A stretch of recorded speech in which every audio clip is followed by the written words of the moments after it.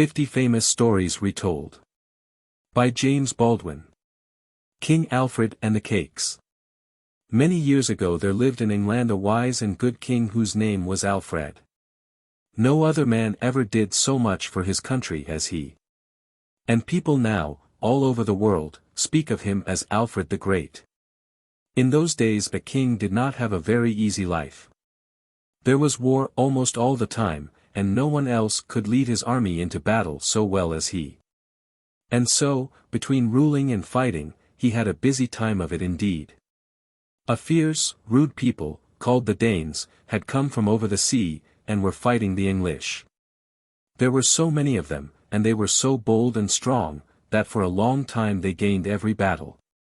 If they kept on, they would soon be the masters of the whole country. At last, after a great battle, the English army was broken up and scattered. Every man had to save himself in the best way he could. King Alfred fled alone, in great haste, through the woods and swamps. Late in the day the king came to the hut of a woodcutter. He was very tired and hungry, and he begged the woodcutter's wife to give him something to eat and a place to sleep in her hut. The woman was baking some cakes upon the hearth, and she looked with pity upon the poor, ragged fellow who seemed so hungry. She had no thought that he was the king. "Yes," she said, "I will give you some supper if you will watch these cakes. I want to go out and milk the cow, and you must see that they do not burn while I am gone." King Alfred was very willing to watch the cakes, but he had far greater things to think about. How was he going to get his army together again? And how was he going to drive the fierce Danes out of the land? He forgot his hunger, he forgot the cakes, he forgot that he was in the woodcutter's hut. His mind was busy making plans for tomorrow. In a little while the woman came back. The cakes were smoking on the hearth. They were burned to a crisp. Ah, how angry she was. "You lazy fellow," she cried. "See what you have done. You want something to eat, but you do not want to work." I have been told that she even struck the king with a stick, but I can hardly believe that she was so ill-natured. The king must have laughed to himself at the thought of being scolded in this way. And he was so hungry that he did not mind the woman's angry words half so much as the loss of the cakes. I do not know whether he had anything to eat that night, or whether he had to go to bed without his supper. But it was not many days until he had gathered his men together again, and had beaten the Danes in a great battle. King Alfred and the Beggar. At one time the Danes drove King Alfred from his kingdom, and he had to lie hidden for a long time on a little island in a river. One day, all who were on the island, except the king and queen and one servant, went out to fish. It was a very lonely place, and no one could get to it except by a boat. About noon a ragged beggar came to the king's door, and asked for food. The king called the servant, and asked, "How much food have we in the house?" "My lord," said the servant, "we have only one loaf and a little wine." Then the king gave thanks to God, and said, "Give half of the loaf and half of the wine to this poor man." The servant did as he was bidden. The beggar thanked the king for his kindness, and went on his way. In the afternoon the men who had gone out to fish came back. They had 3 boats full of fish, and they said, "We have caught more fish today than in all the other days that we have been on this island." The king was glad, and he and his people were more hopeful than they had ever been before. When night came, the king lay awake for a long time, and thought about the things that had happened that day. At last he fancied that he saw a great light like the sun. And in the midst of the light there stood an old man with black hair, holding an open book in his hand. It may all have been a dream, and yet to the king it seemed very real indeed. He looked and wondered, but was not afraid. "Who are you?" he asked of the old man.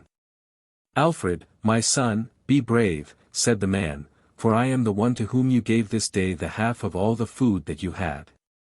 Be strong and joyful of heart, and listen to what I say. Rise up early in the morning and blow your horn 3 times, so loudly that the Danes may hear it. By 9 o'clock, 500 men will be around you ready to be led into battle. Go forth bravely, and within 7 days your enemies shall be beaten, and you shall go back to your kingdom to reign in peace."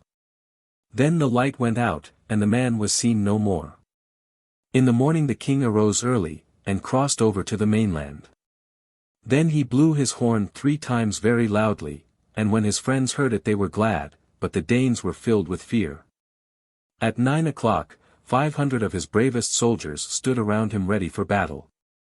He spoke, and told them what he had seen and heard in his dream. And when he had finished, they all cheered loudly, and said that they would follow him and fight for him so long as they had strength. So they went out bravely to battle, and they beat the Danes, and drove them back into their own place.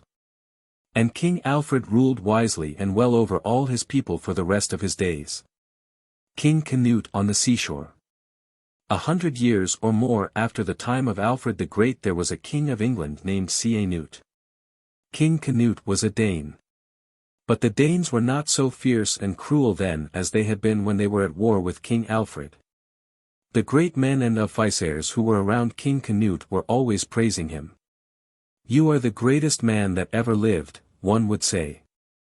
Then another would say, "O king! There can never be another man so mighty as you." And another would say, "Great Canute, there is nothing in the world that dares to disobey you." The king was a man of sense, and he grew very tired of hearing such foolish speeches.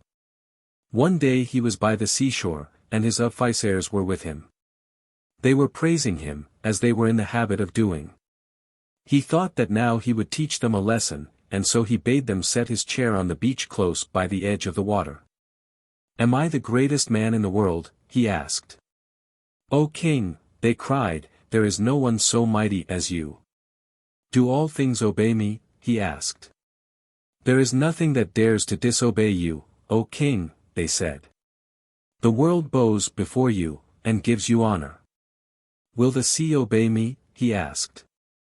And he looked down at the little waves which were lapping the sand at his feet. "See, I command you to come no farther." The foolish officers were puzzled, but they did not dare to say no. "Command it, O king." "And it will obey," said one.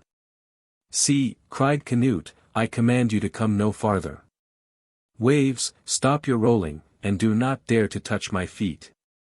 But the tide came in, just as it always did. The water rose higher and higher. It came up around the king's chair, and wet not only his feet, but also his robe. His officers stood about him, alarmed, and wondering whether he was not mad. Then Canute took off his crown, and threw it down upon the sand. "I shall never wear it again," he said. "And do you, my men, learn a lesson from what you have seen.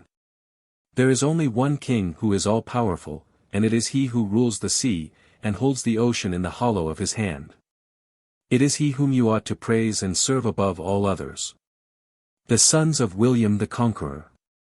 There was once a great king of England who was called William the Conqueror, and he had 3 sons. One day King William seemed to be thinking of something that made him feel very sad, and the wise men who were about him asked him what was the matter. "I am thinking," he said, "of what my sons may do after I am dead. For, unless they are wise and strong, they cannot keep the kingdom which I have won for them. Indeed, I am at a loss to know which one of the 3 ought to be the king when I am gone." "O king," said the wise men, "if we only knew what things your sons admire the most, we might then be able to tell what kind of men they will be.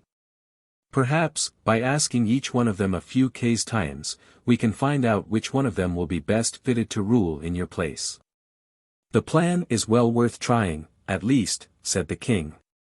"Have the boys come before you, and then ask them what you please." The wise men talked with one another for a little while, and then agreed that the young princes should be brought in, one at a time, and that the same questions should be put to each. The first who came into the room was Robert. He was a tall, willful lad, and was nicknamed Short Stocking. "Fair sir," said one of the men, "answer me this question: if, instead of being a boy, it had pleased God that you should be a bird, what kind of a bird would you rather be?" "A hawk," answered Robert. "I would rather be a hawk, for no other bird reminds one so much of a bold and gallant knight. The next who came was young William, his father's namesake and pet. His face was jolly and round, and because he had red hair he was nicknamed Rufus, or the Red. "Fair sir," said the wise man, "answer me this question, if, instead of being a boy, it had pleased God that you should be a bird, what kind of a bird would you rather be?" "An eagle," answered William. "I would rather be an eagle, because it is strong and brave. It is feared by all other birds, and is therefore the king of them all." Lastly came the youngest brother, Henry, with quiet steps and a sober, thoughtful look. He had been taught to read and write, and for that reason he was nicknamed Beauclerk, or the handsome Choulier. "Fair sir," said the wise man, "answer me this question, if, instead of being a boy, it had pleased God that you should be a bird, what kind of a bird would you rather be?" "A starling," said Henry. "I would rather be a starling, because it is good-mannered and kind and a joy to every one who sees it, and it never tries to rob or abuse its neighbor." Then the wise men talked with one another for a little while, and when they had agreed among themselves, they spoke to the king. "We find," said they, "that your eldest son, Robert, will be bold and gallant. He will do some great deeds, and make a name for himself, but in the end he will be overcome by his foes, and will die in prison. The second son, William, will be as brave and strong as the eagle. But he will be feared and hated for his cruel deeds. He will lead a wicked life, and will die a shameful death. The youngest son, Henry, will be wise and prudent and peaceful. He will go to war only when he is forced to do so by his enemies. He will be loved at home, and respected abroad, and he will die in peace after having gained great possessions." Years passed by, and the three boys had grown up to be men. King William lay upon his deathbed, and again he thought of what would become of his sons when he was gone. Then he remembered what the wise men had told him. And so he declared that Robert should have the lands which he held in France, that William should be the king of England, and that Henry should have no land at all, but only a chest of gold. So it happened in the end very much as the wise men had foretold. Robert, the short-stocking, was bold and reckless, like the hawk which he so much admired. He lost all the lands that his father had left him, and was at last shut up in prison, where he was kept until he died. William Rufus was so overbearing and cruel that he was feared and hated by all his people. He led a wicked life, and was killed by one of his own men while hunting in the forest. And Henry, the handsome scholar, had not only the chest of gold for his own, but he became by and by the king of England and the ruler of all the lands that his father had had in France. The White Ship. King Henry, the handsome scholar, had one son, named William, whom he dearly loved. The young man was noble and brave, and everybody hoped that he would some day be the king of England. One summer Prince William went with his father across the sea to look after their lands in France. They were welcomed with joy by all their people there, and the young prince was so gallant and kind, that he won the love of all who saw him. But at last the time came for them to go back to England. The king, with his wise men and brave knights, set sail early in the day, but Prince William with his younger friends waited a little while. They had had so joyous a time in France that they were in no great haste to tear themselves away. Then they went on board of the ship which was waiting to carry them home. It was a beautiful ship with white sails and white masts, and it had been fitted up on purpose for this voyage. The sea was smooth, the winds were fair, and no one thought of danger. On the ship, everything had been arranged to make the trip a pleasant one. There was music and dancing, and everybody was merry and glad. The sun had gone down before the white-winged vessel was fairly out of the bay. But what of that? The moon was at its full, and it would give light enough, and before the dawn of the morrow, the narrow sea would be crossed. And so the prince, and the young people who were with him, gave themselves up to merriment and feasting and joy. The earlier hours of the night passed by, and then there was a cry of alarm on deck. A moment afterward there was a great crash. The ship had struck upon a rock. The water rushed in. She was sinking. Ah, where now were those who had lately been so heart-free and glad? Every heart was full of fear. No one knew what to do. A small boat was quickly launched, and the prince with a few of his bravest friends leaped into it. They pushed off just as the ship was beginning to settle beneath the waves. Would they be saved? They had rowed hardly 10 yards from the ship, when there was a cry from among those that were left behind. "Row back," cried the prince. "It is my little sister. She must be saved." The men did not dare to disobey. The boat was again brought alongside of the sinking vessel. The prince stood up, and held out his arms for his sister. At that moment the ship gave a great lurch forward into the waves. One shriek of terror was heard, and then all was still save the sound of the moaning waters. Ship and boat, prince and princess, and all the gay compagnie New York that had set sail from France, went down to the bottom together. One man clung to a floating plank, and was saved the next day. He was the only person left alive to tell the sad story. When King Henry heard of the death of his son, his grief was more than he could bear. His heart was broken. He had no more joy in life, and men say that no one ever saw him smile again. Here is a poem about him that your teacher may read to you, and perhaps, after a while, you may learn it by heart. He never smiled again. The bark that held the prince went down. The sweeping waves rolled on. And what was England's glorious crown? To him that wept a son. He lived, for life may long be borne. Ere sorrow breaks its chain. Why comes not death to those who mourn? He never smiled again. There stood proud forms before his throne, the stately and the brave. But who could fill the place of one? That one beneath the wave? Before him passed the young and fair, in pleasure's reckless train. But seas dashed o'er his son's bright hair. He never smiled again. He sat where festal bowls went round. He heard the minstrel sing. He saw the tourneys victor crowned. Amid the nightly ring, a murmur of the restless deep was blent with every strain, a voice of winds that would not sleep. He never smiled again. Hearts, in that time, closed o'er the trace of vows once fondly poured, and strangers took the kinsman's place at many a joyous board. Graves which true love had bathed with tears were left to heaven's bright rain. Fresh hopes were born for other years. He never smiled again.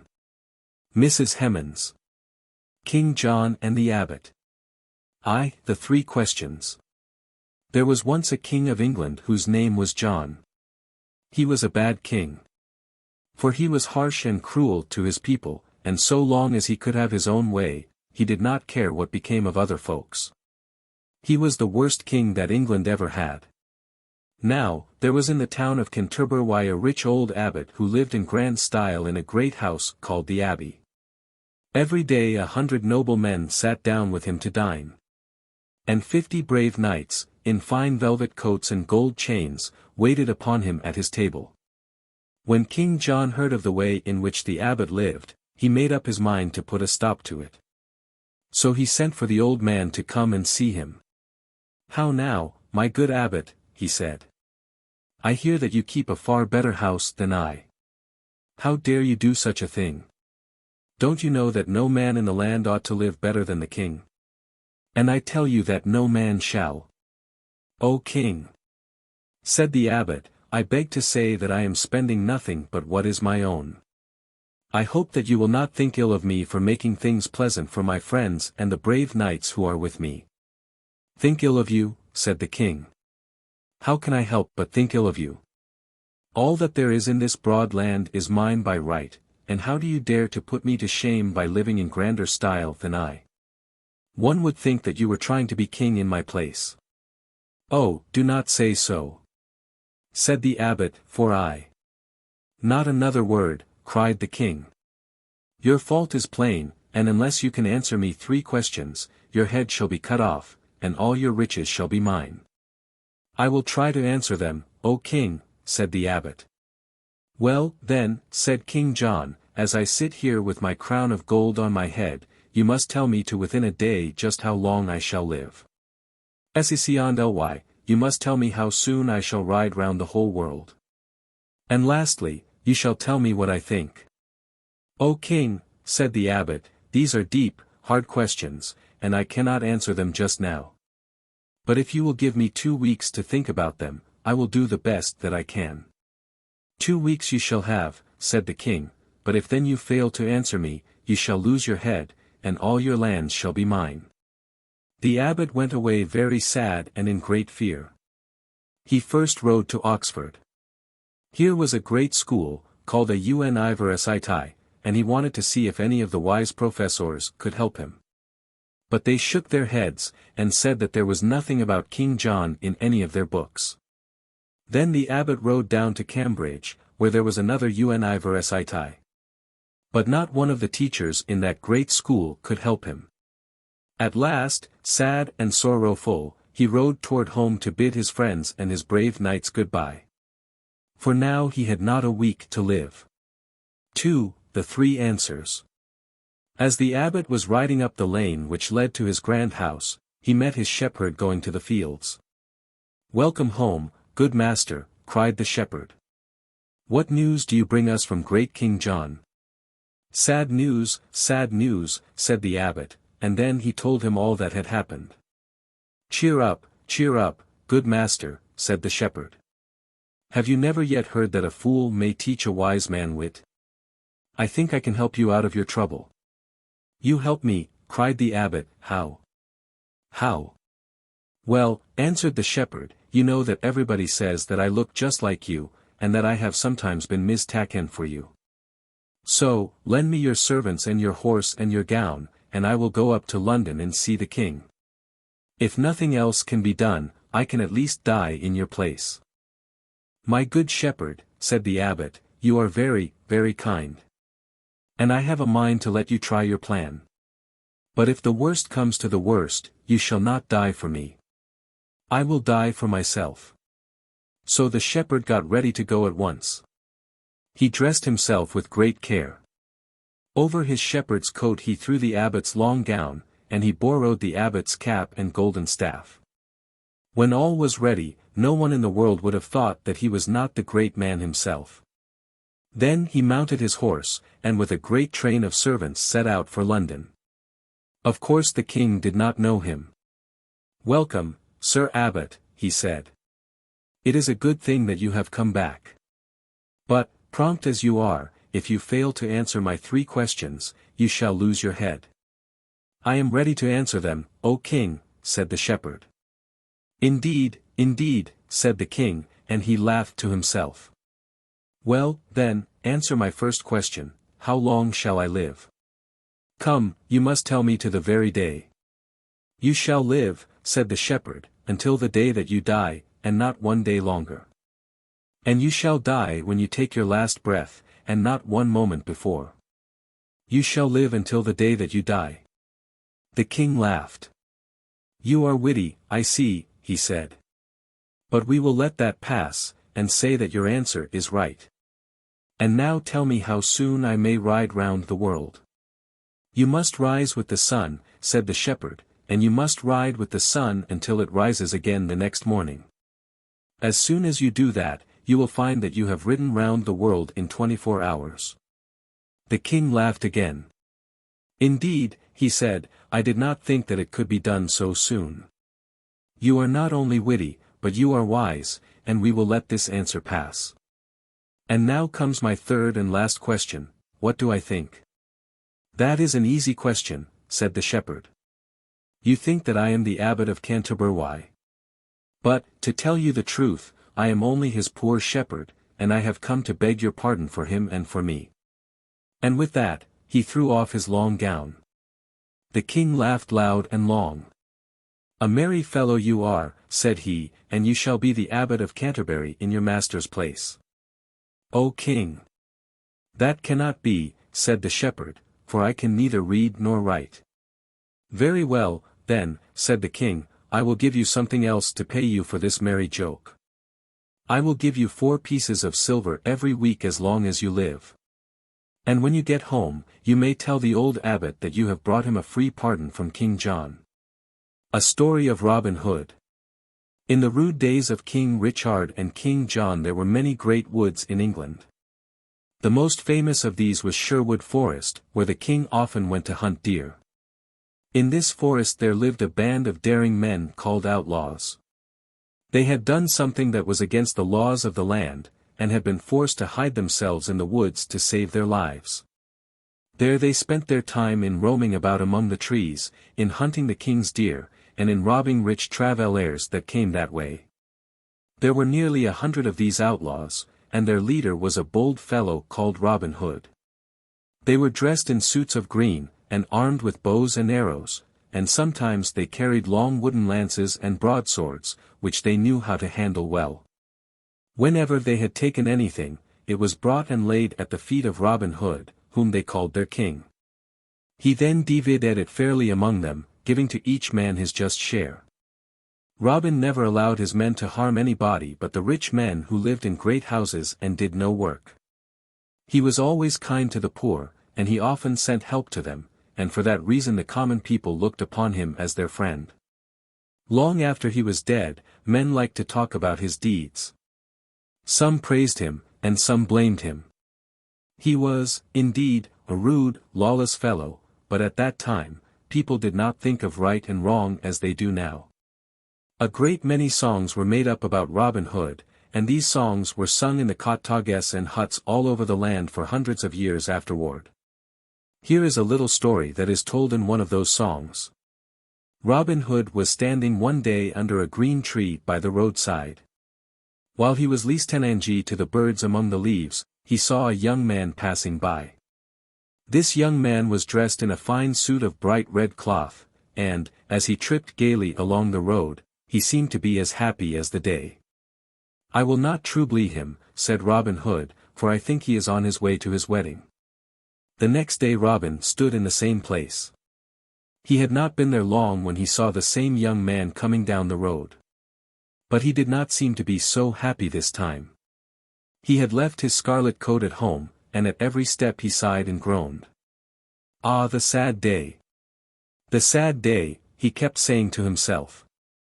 Then Robin Hood stepped out from under the tree, and said, "I say, young man, have you any money to spare for my merry men and me?" "I have nothing at all," said the young man, "but 5 shillings and a ring." "A gold ring?" asked Robin. "Yes," said the young man, "it is a gold ring. Here it is." "Ah, I see," said Robin, "it is a wedding ring." "I have kept it these 7 years," said the young man, "I have kept it to give to my bride on our wedding day. We were going to be married yesterday. But her father has promised her to a rich old man whom she never saw. And now my heart is broken." "What is your name?" asked Robin. "My name is Allanadale," said the young man. "What will you give me, in gold or fee," said Robin, "if I will help you win your bride again in spite of the rich old man to whom she has been promised?" "I have no money," said Allan, "but I will promise to be your servant." "How many miles is it to the place where the maiden lives?" asked Robin. "It is not far," said Allan. "But she is to be married this very day, and the church is 5 miles away." Then Robin made haste to dress himself as a harper. And in the afternoon he stood in the door of the church. "Who are you?" said the bishop, "and what are you doing here?" "I am a bold harper," said Robin, "the best in the north country." "I am glad you have come," said the bishop kindly. "There is no music that I like so well as that of the harp. Come in, and play for us." "I will go in," said Robin Hood, "but I will not give you any music until I see the bride and bridegroom." Just then an old man came in. He was dressed in rich clothing, but was bent with age, and was feeble and grey. By his side walked a fair young girl. Her cheeks were very pale, and her eyes were full of tears. "This is no match," said Robin. "Let the bride choose for herself." Then he put his horn to his lips, and blew 3 times. The very next minute, 24 men, all dressed in green, and carrangi long bows in their hands, came running across the fields. And as they marched into the church, all in a row, the foremost among them was Allanadale. "Now whom do you choose?" said Robin to the maiden. "I choose Allanadale," she said, blushing. "And Allanadale you shall have," said Robin. "And he that takes you from Allanadale shall find that he has Robin Hood to deal with." And so the fair maiden and Allanadale were married then and there, and the rich old man went home in a great rage.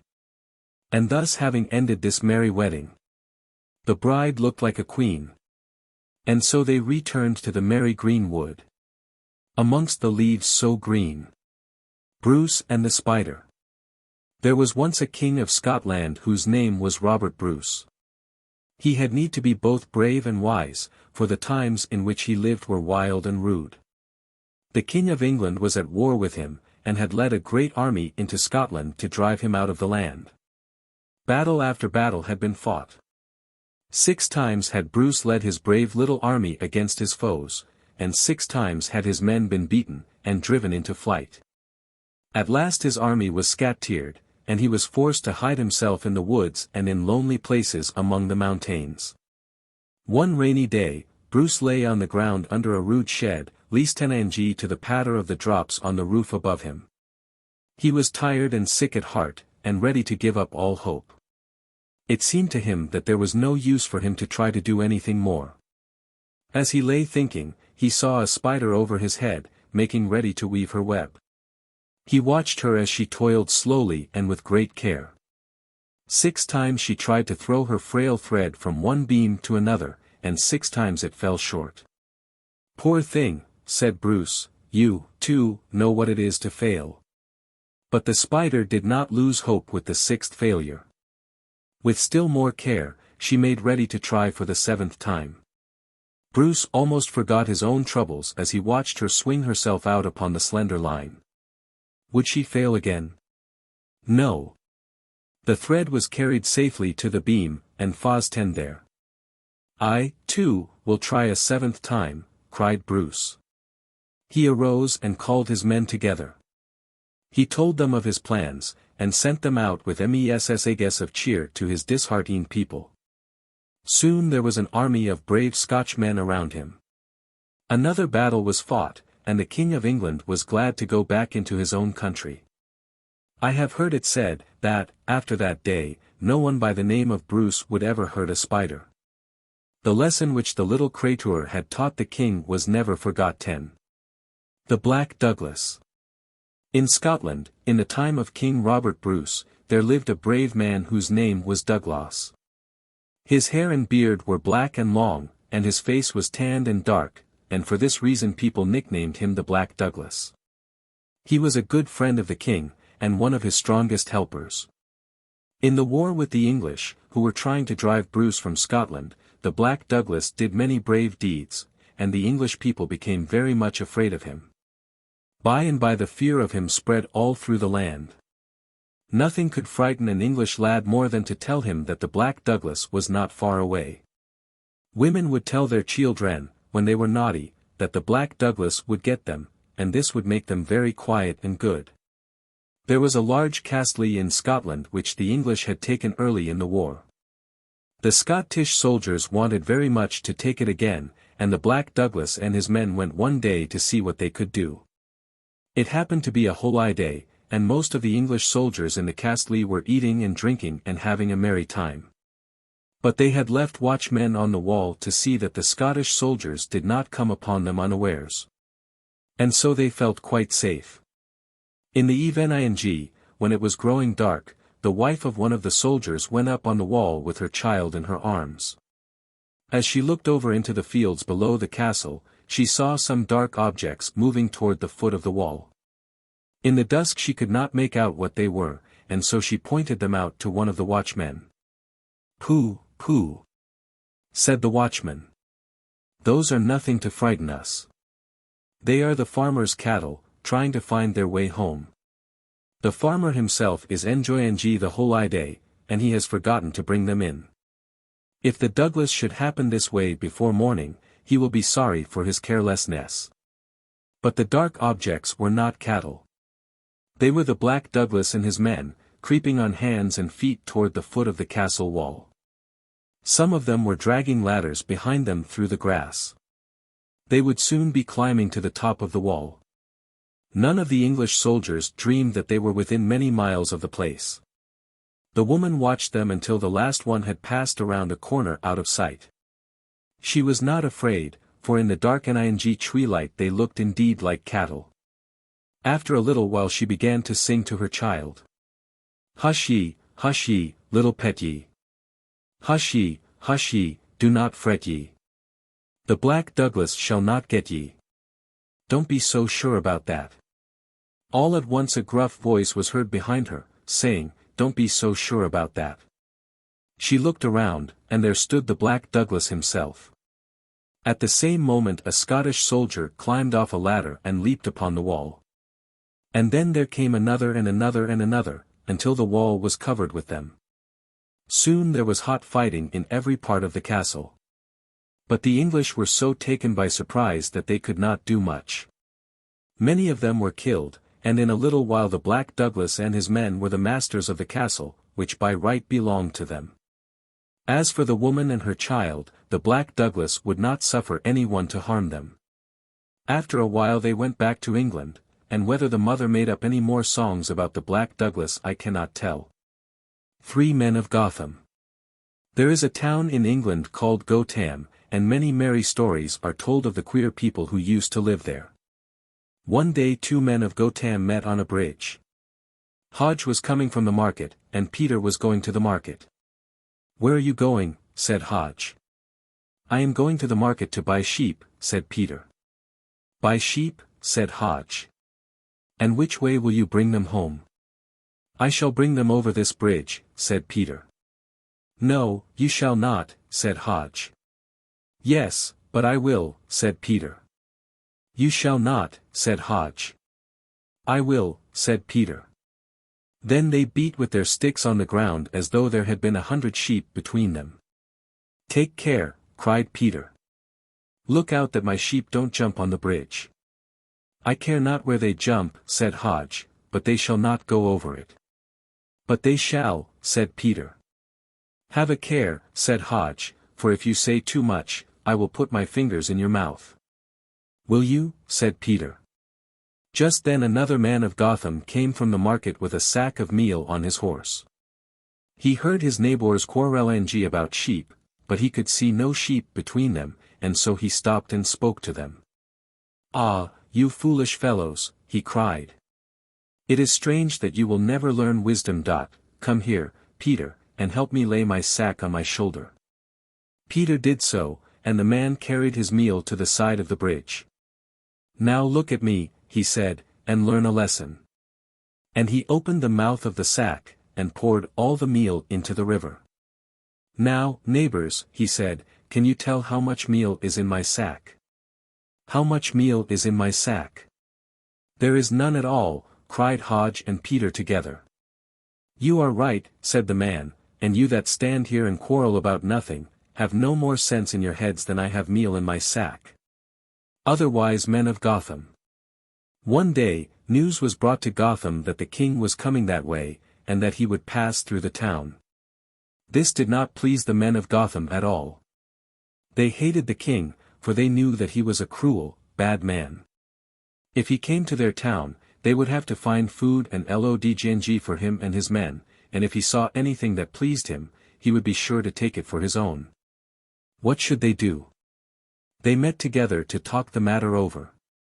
Let us chop down the big trees in the woods, so that they will block up all the roads that lead into the town, said one of the wise men. Good, said all the rest. So they went out with their axes, and soon all the roads and paths to the town were filled with logs and brush. The king's horsemen would have a hard time of it getting into Gotham. They would either have to make a new road, or give up the plan altogether, and go on to some other place. When the king came, and saw that the road had been blocked up, he was very angry. Who chopped those trees down in my way? He asked of 2 country lads that were passing by. The men of Gotham, said the lads. Well, said the king, Go and tell the men of Gotham that I shall send my sheriff into their town, and have all their noses cut off." The two lads ran to the town as fast as they could, and made known what the king had said. Everybody was in great fright. The men ran from house to house, carrying the news, and asking one another what they should do. "Our wits have kept the king out of the town," said one, "and so now our wits must save our noses." "True, true," said the others. "But what shall we do?" Then one, whose name was Dobbin, and who was thought to be the wisest of them all, said, "Let me tell you something. Many a man has been punished because he was wise, but I have never heard of anyone being harmed because he was a fool. So, when the king's sheriff comes, let us all act like fools." "Good, good," cried the others. "We will all act like fools." It was no easy thing for the king's men to open the roads. And while they were doing it, the king grew tired of waiting, and went back to London. But very early one morning, the sheriff with a party of fierce soldiers rode through the woods, and between the fields, toward Gotham. Just before they reached the town, they saw a queer sight. The old men were rolling big stones up the hill, and all the young men were looking on, and grunting very loudly. The sheriff stopped his horses, and asked what they were doing. "We are rolling stones uphill to make the sun rise," said one of the old men. "You foolish fellow," said the sheriff. "Don't you know that the sun will rise without any help?" "Ah! Will it?" said the old man. "Well, I never thought of that. How wise you are." "And what are you doing?" said the sheriff to the young men. "Oh, we do the grunting while our fathers do the working," they answered. "I see," said the sheriff. "Well, that is the way the world goes everywhere." And he rode on toward the town. He soon came to a field where a number of men were building a stone wall. "What are you doing?" he asked. "Why, master," they answered, "there is a cuckoo in this field, and we are building a wall around it so as to keep the bird from straying away." "You foolish fellows," said the sheriff. "Don't you know that the bird will fly over the top of your wall, no matter how high you build it?" "Why, no," they said. "We never thought of that.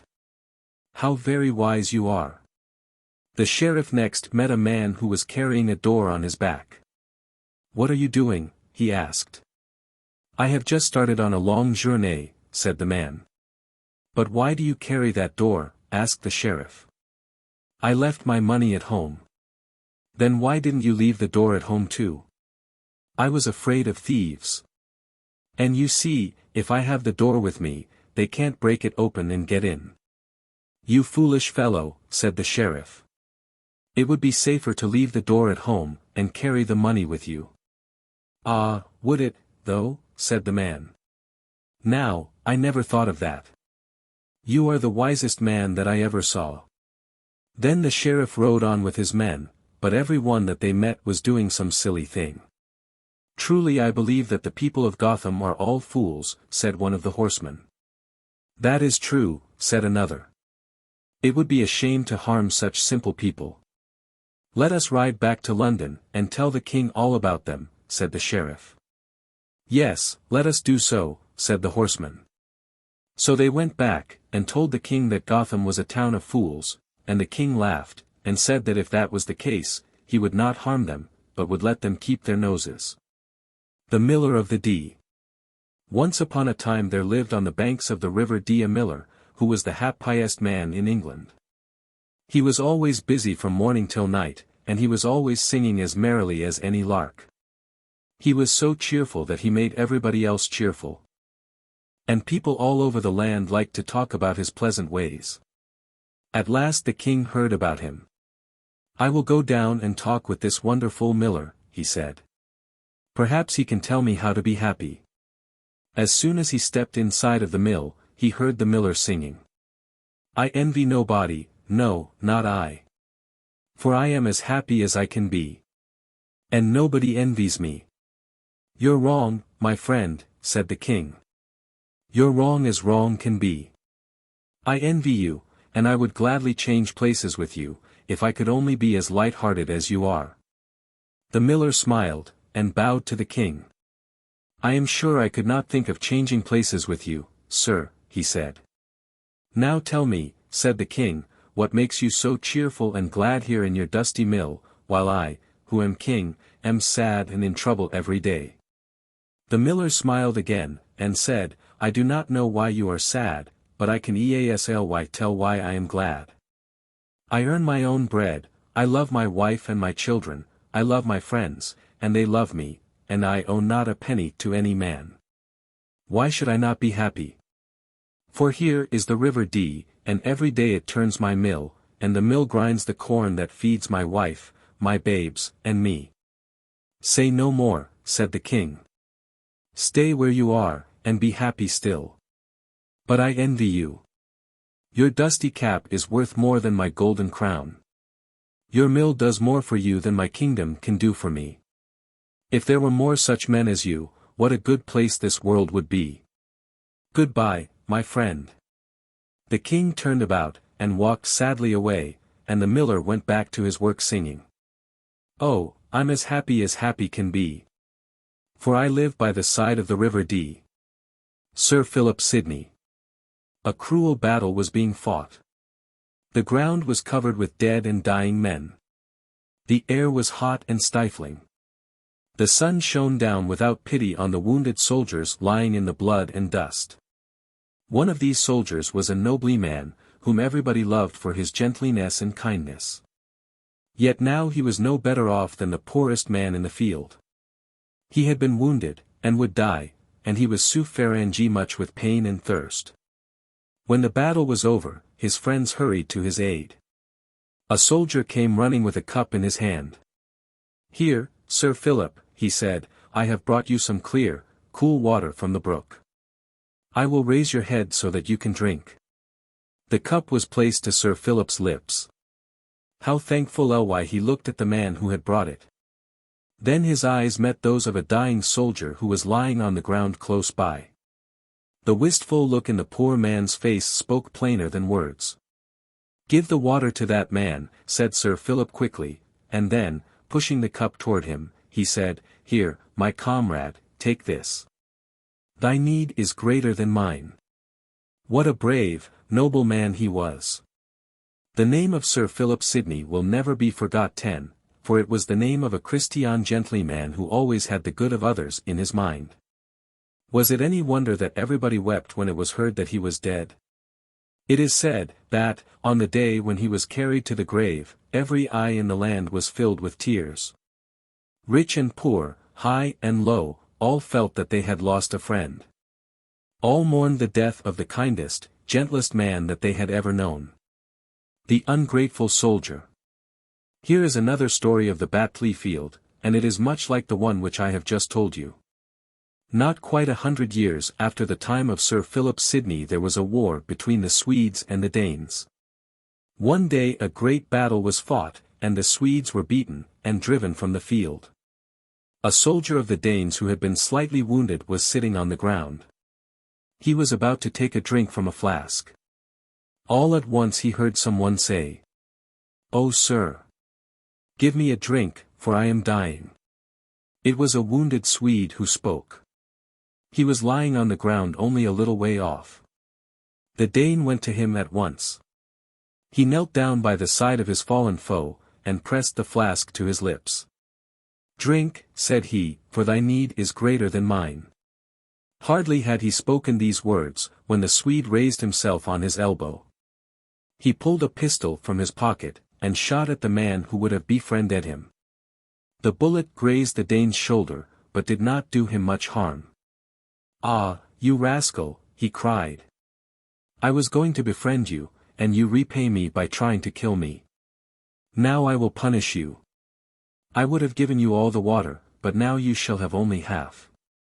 And with that he drank the half of it, and then gave the rest to the Swede. When the king of the Danes heard about this, he sent for the soldier and had him tell the story just as it was. "Why did you spare the life of the Swede after he had tried to kill you?" asked the king. "Because, sir," said the soldier, "I could never kill a wounded enemy." "Then you deserve to be a noble man," said the king. And he rewarded him by making him a knight, and giving him a noble title.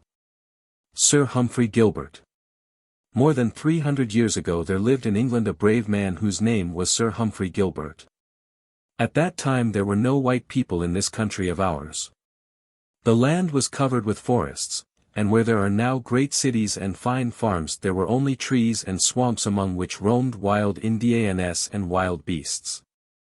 Sir Humphrey Gilbert was one of the first men who tried to make a settlement in America. Twice did he bring men in ships over the sea, and twice did he fail, and sail back for England. The second time, he was on a little ship called the Squirrel. Another ship, called the Golden Hind, was not far away. When they were 3 days from land, the wind failed, and the ships lay floating on the waves. Then at night the air grew very cold. A breeze sprang up from the east. Great white icebergs came drifting around them. In the morning the little ships were almost lost among the floating mountains of ice. The men on the Hind saw Sir Humphrey sitting on the deck of the Squirrel with an open book in his hand. He called to them and said, "Be brave, my friends.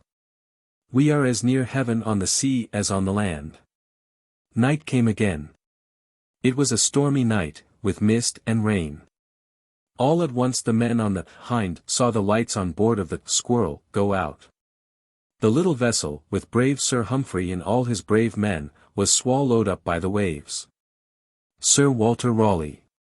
There once lived in England a brave and noble man whose name was Walter Raleigh. He was not only brave and noble, but he was also handsome and polite, and for that reason the Queen made him a knight, and called him Sir Walter Raleigh. I will tell you about it. When Raleigh was a young man, he was one day walking along a street in London. At that time the streets were not paved, and there were no sidewalks. Raleigh was dressed in very fine style, and he wore a beautiful scarlet cloak thrown over his shoulders. As he passed along, he found it hard work to keep from stepping in the mud, and soiling his handsome new shoes. Soon he came to a puddle of muddy water which reached from one side of the street to the other. He could not step across. Perhaps he could jump over it. As he was thinking what he should do, he happened to look up. Who was it coming down the street, on the other side of the puddle? It was Elizabeth, the Queen of England, with her train of gentlewomen and waiting maids. She saw the dirty puddle in the street. She saw the handsome young man with the scarlet cloak, stand by the side of it. How was she to get across? Young Raleigh, when he saw who was coming, forgot about himself. He thought only of helping the Queen. There was only one thing that he could do, and no other man would have thought of that. He took off his scarlet cloak, and spread it across the puddle. The Queen could step on it now, as on a beautiful carpet. She walked across. She was safely over the ugly puddle, and her feet had not touched the mud. She paused a moment, and thanked the young man. As she walked onward with her train, she asked one of the gentlewomen, "Who is that brave gentleman who helped us so handsomely?" "His name is Walter Raleigh," said the gentlewoman. "He shall have his reward," said the Queen. Not long after that, she sent for Raleigh to come to her palace. The young man went, but he had no scarlet cloak to wear. Then, while all the great men and fine ladies of England stood around, the Queen made him a knight. And from that time he was known as Sir Walter Raleigh, the Queen's favourite. Sir Walter Raleigh and Sir Humphrey Gilbert, about whom I have already told you, were half-brothers. When Sir Humphrey made his first voyage to America, Sir Walter was with him. After that, Sir Walter tried several times to send men to this country to make a settlement. But those whom he sent found only great forests, and wild beasts, and savage Indians. Some of them went back to England, some of them died for want of food, and some of them were lost in the woods. At last Sir Walter gave up trying to get people to come to America. But he found two things in this country which the people of England knew very little about. One was the potato, the other was tobacco. If you should ever go to Ireland, you may be shown the place where Sir Walter planted the few potatoes which he carried over from America. He told his friends how the Indians used them for food. And he proved that they would grow in the old world as well as in the new. Sir Walter had seen the Indians smoking the leaves of the tobacco plant. He thought that he would do the same, and he carried some of the leaves to England. Englishmen had never used tobacco before that time, and all who saw Sir Walter puff away at a roll of leaves thought that it was a strange sight. One day as he was sitting in his chair and smoking, his servant came into the room. The man saw the smoke curling over his master's head, and he thought that he was on fire. He ran out for some water. He found a pail that was quite full. He hurried back, and threw the water into Sir Walter's face. Of course the fire was all put out. After that a great many men learned to smoke. And now tobacco is used in all countries of the world. It would have been well if Sir Walter Raleigh had let it alone. Pocahontas. There was once a very brave man whose name was John Smith. He came to this country many years ago, when there were great woods everywhere, and many wild beasts and Indians. Many tales are told of his adventures, some of them true and some of them untrue. The most famous of all these is the following.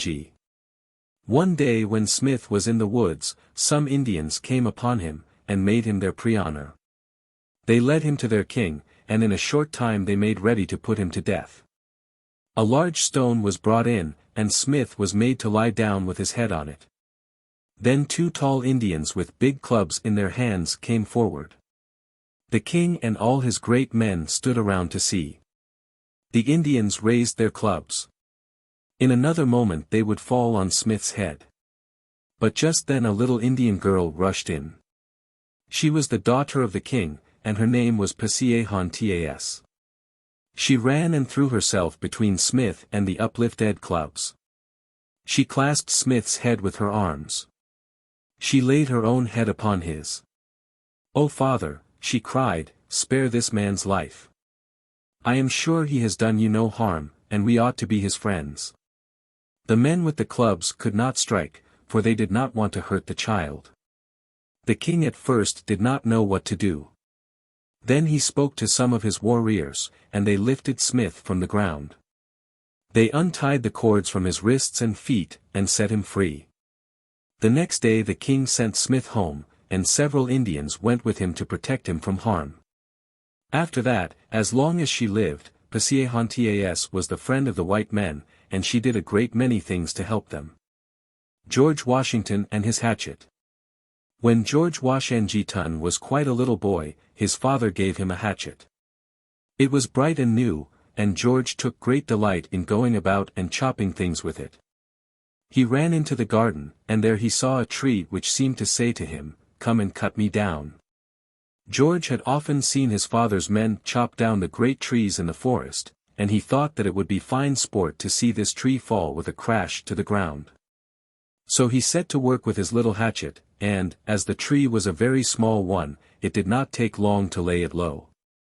Soon after that, his father came home. "Who has been cutting my fine young cherry tree?" he cried. "It was the only tree of its kind in this country, and it cost me a great deal of money."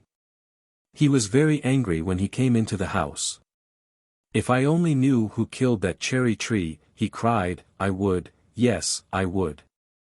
"Father," cried little George, "I will tell you the truth about it. I chopped the tree down with my hatchet." His father forgot his anger.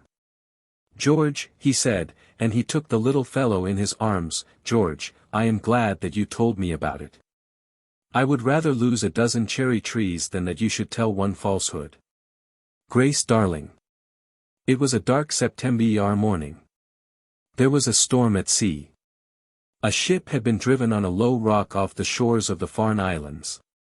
It had been broken in two by the waves, and half of it had been washed away. The other half lay yet on the rock, and those of the crew who were still alive were clinging to it. But the waves were dashing over it, and in a little while it too would be carried to the bottom. Could any one save the poor, half-drowned men who were there? On one of the islands was a lighthouse. And there, all through that stormy night, Grace Darling had listened to the storm. Grace was the daughter of the lighthouse keeper, and she had lived by the sea as long as she could remember.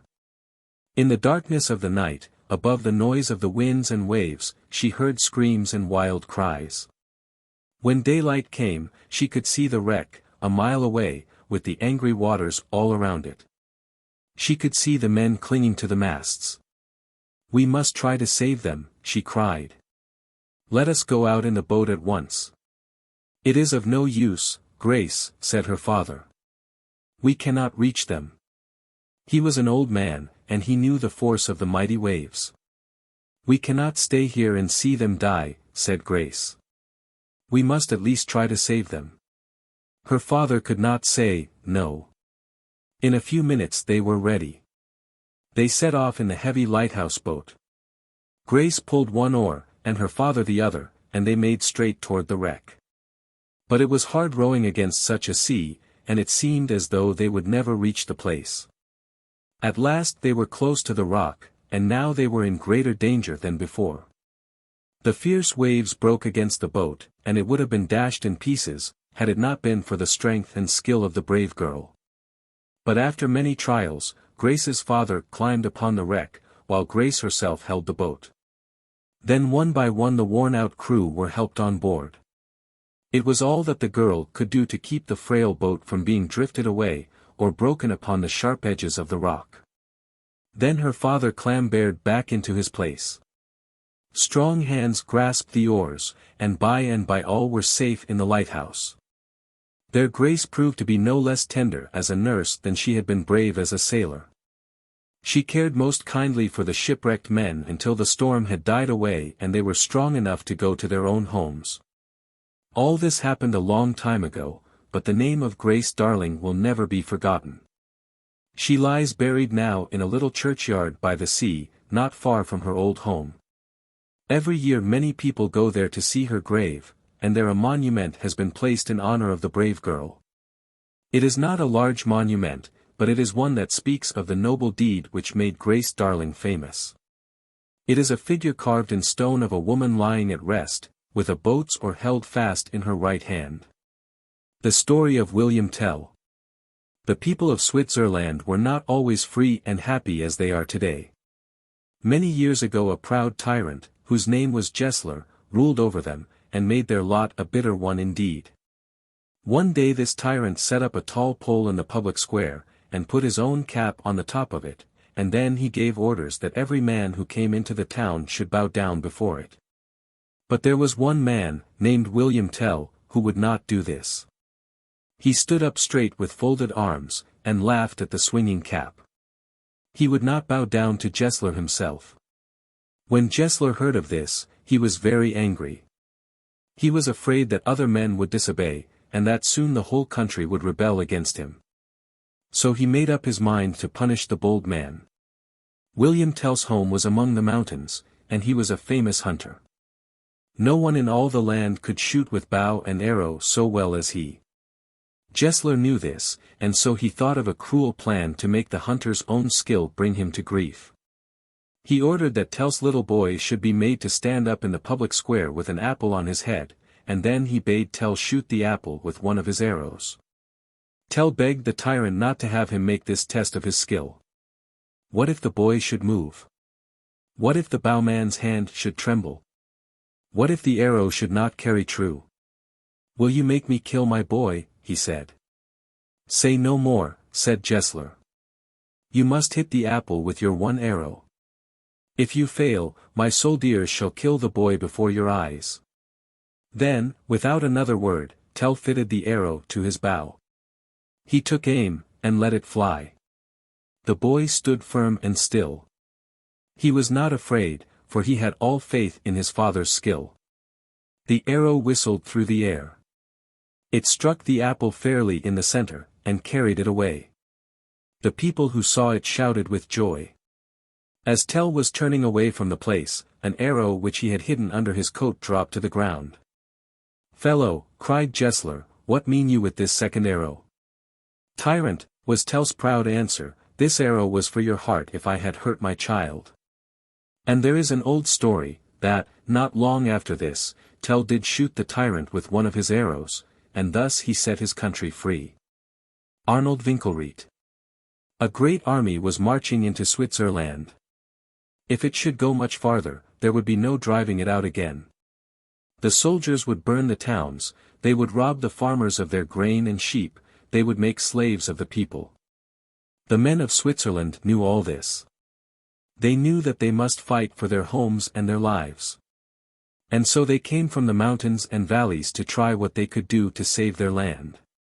Some came with bows and arrows, some with scythes and pitchforks, and some with only sticks and clubs. But their foes kept in line as they marched along the road. Every soldier was fully armed. As they moved and kept close together, nothing could be seen of them but their spears and shields and shining armor. What could the poor country people do against such foes as these? "We must break their lines," cried their leader. "For we cannot harm them while they keep together." The bowmen shot their arrows, but they glanced off from the soldiers' shields. Others tried clubs and stones, but with no better luck. The lines were still unbroken. The soldiers moved steadily onward, their shields lapped over one another, their 1,000 spears looked like so many long bristles in the sunlight. What cared they for sticks and stones and huntsmen's arrows? "If we cannot break their ranks," said the Swiss, "we have no chance for fight, and our country will be lost." Then a poor man, whose name was Arnold WINKELRIED, stepped out. "On the side of yonder mountain," said he, "I have a happy home. There my wife and children wait for my return. But they will not see me again, for this day I will give my life for my country. And do you, my friends, do your duty, and Switzerland shall be free." With these words he ran forward.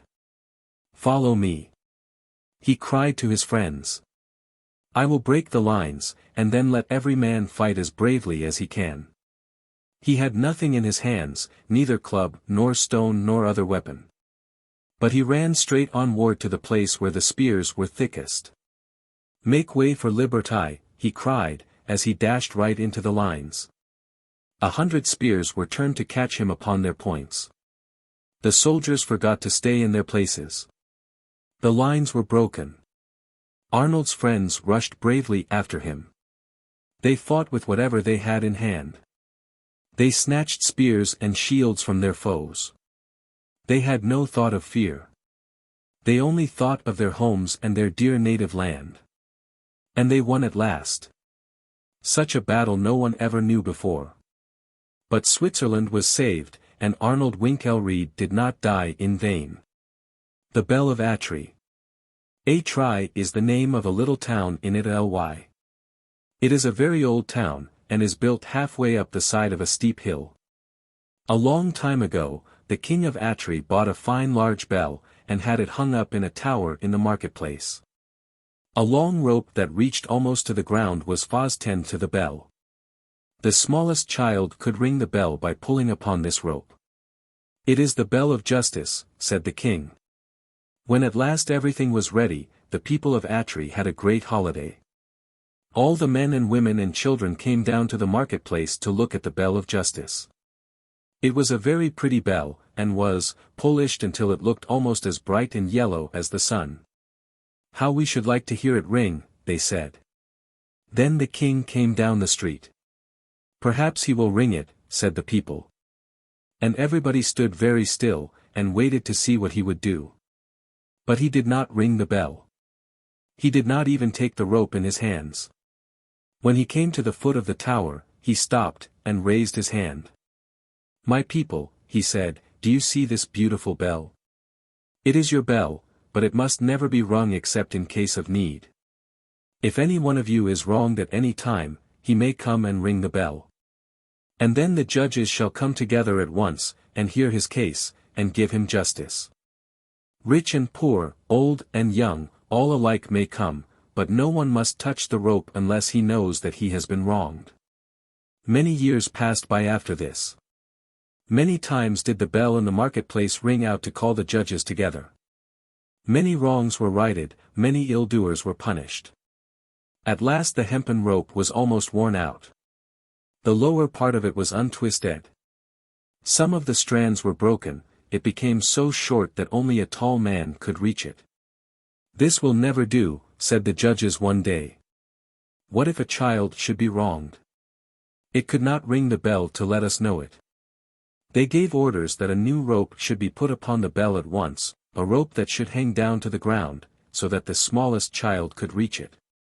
But there was not a rope to be found in all Atri. They would have to send across the mountains for one, and it would be many days before it could be brought. What if some great wrong should be done before it came? How could the judges know about it, if the injured one could not reach the old rope? Let me fix it for you, said a man who stood by. He ran into his garden, which was not far away, and soon came back with a long grapevine in his hands. This will do for a rope, he said, and he climbed up, and fastened it to the bell. The slender vine, with its leaves and tendrils still upon it, trailed to the ground. Yes, said the judges, it is a very good rope. Let it be as it is. Now, on the hillside above the village, there lived a man who had once been a brave knight. In his youth he had ridden through many lands, and he had fought in many a battle. His best friend through all that time had been his horse, a strong, noble steed that had borne him safe through many a danger. But the knight, when he grew older, cared no more to ride into battle, he cared no more to do brave deeds, he thought of nothing but gold, he became a miser. At last he sold all that he had, except his horse, and went to live in a little hut on the hillside. Day after day he sat among his money bags, and planned how he might get more gold. And day after day his horse stood in his bare stall, half-starved, and shivering with cold. What is the use of keeping that lazy steed, said the miser to himself one morning. Every week it costs me more to keep him than he is worth. I might sell him, but there is not a man that wants him. I cannot even give him away. I will turn him out to shift for himself, and pick grass by the roadside. If he starves to death, so much the better. So the brave old horse was turned out to find what he could among the rocks on the barren hillside. Lame and sick, he strolled along the dusty roads, glad to find a blade of grass or a thistle. The boys threw stones at him, the dogs barked at him, and in all the world there was no one to pity him. One hot afternoon, when no one was upon the street, the horse chanced to wander into the marketplace. Not a man nor child was there, for the heat of the sun had driven them all indoors. The gates were wide open, the poor beast could roam where he pleased. He saw the grapevine rope that hung from the bell of justice. The leaves and tendrils upon it were still fresh and green, for it had not been there long. What a fine dinner they would be for a starving horse. He stretched his thin neck, and took one of the tempting morsels in his mouth. It was hard to break it from the vine. He pulled at it, and the great bell above him began to ring. All the people in Atri heard it. It seemed to say, "Someone has done me wrong. Someone has done me wrong. Oh! Come and judge my case. Oh! Come and judge my case. For I've been wronged." The judges heard it. They put on their robes, and went out through the hot streets to the marketplace. They wondered who it could be who would ring the bell at such a time.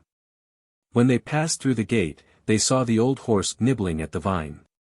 "Ha!" cried one, "it is the miser's steed. He has come to call for justice. For his master, as everybody knows, has treated him most shameful ly. He pleads his cause as well as any dumb brute can," said another. "And he shall have justice," said the third. Meanwhile a crowd of men and women and children had come into the marketplace, eager to learn what cause the judges were about to try. When they saw the horse, all stood still in wonder. Then every one was ready to tell how they had seen him wander on the hills, unfed, uncared for, while his master sat at home counting his bags of gold. "Go bring the miser before us," said the judges. "Someone has done me wrong." And when he came, they bade him stand and hear their judgment. "This horse has served you well for many a year," they said. "He has saved you from many a peril. He has helped you gain your wealth.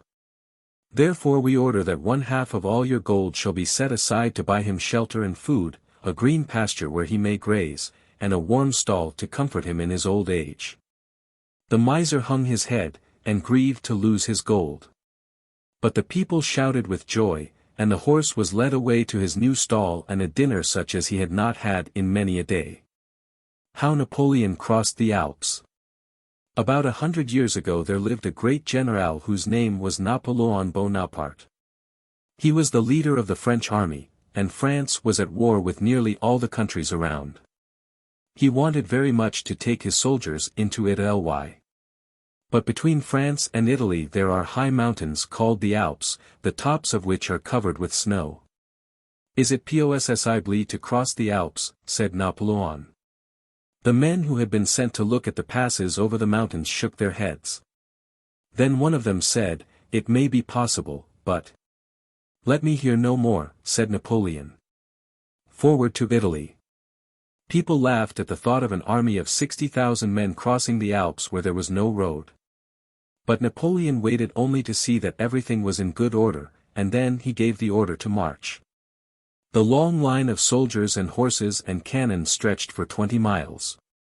When they came to a steep place where there seemed to be no way to go farther, the trumpet sounded, "Charge!" Then every man did his best, and the whole army moved right onward. Soon they were safe over the Alps. In 4 days they were marching on the plains of Italy. "The man who has made up his mind to win," said Napoleon, "will never say, 'I'm possible.'" The story of Cincinnatus. There was a man named CINCINNATUS who lived on a little farm not far from the city of Rome.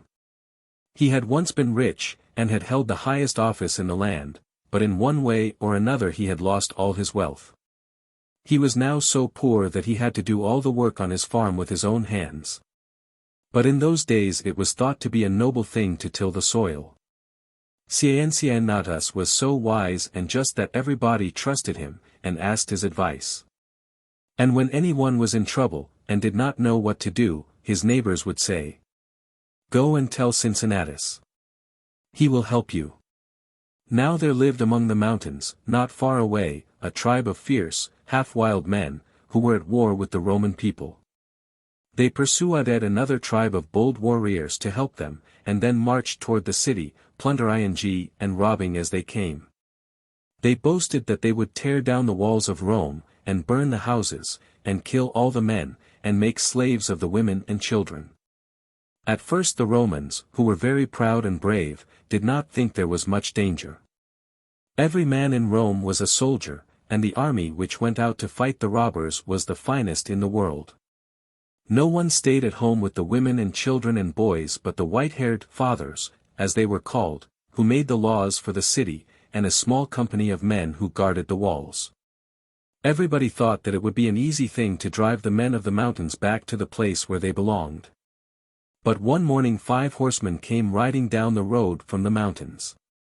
They rode with great speed. And both men and horses were covered with dust and blood.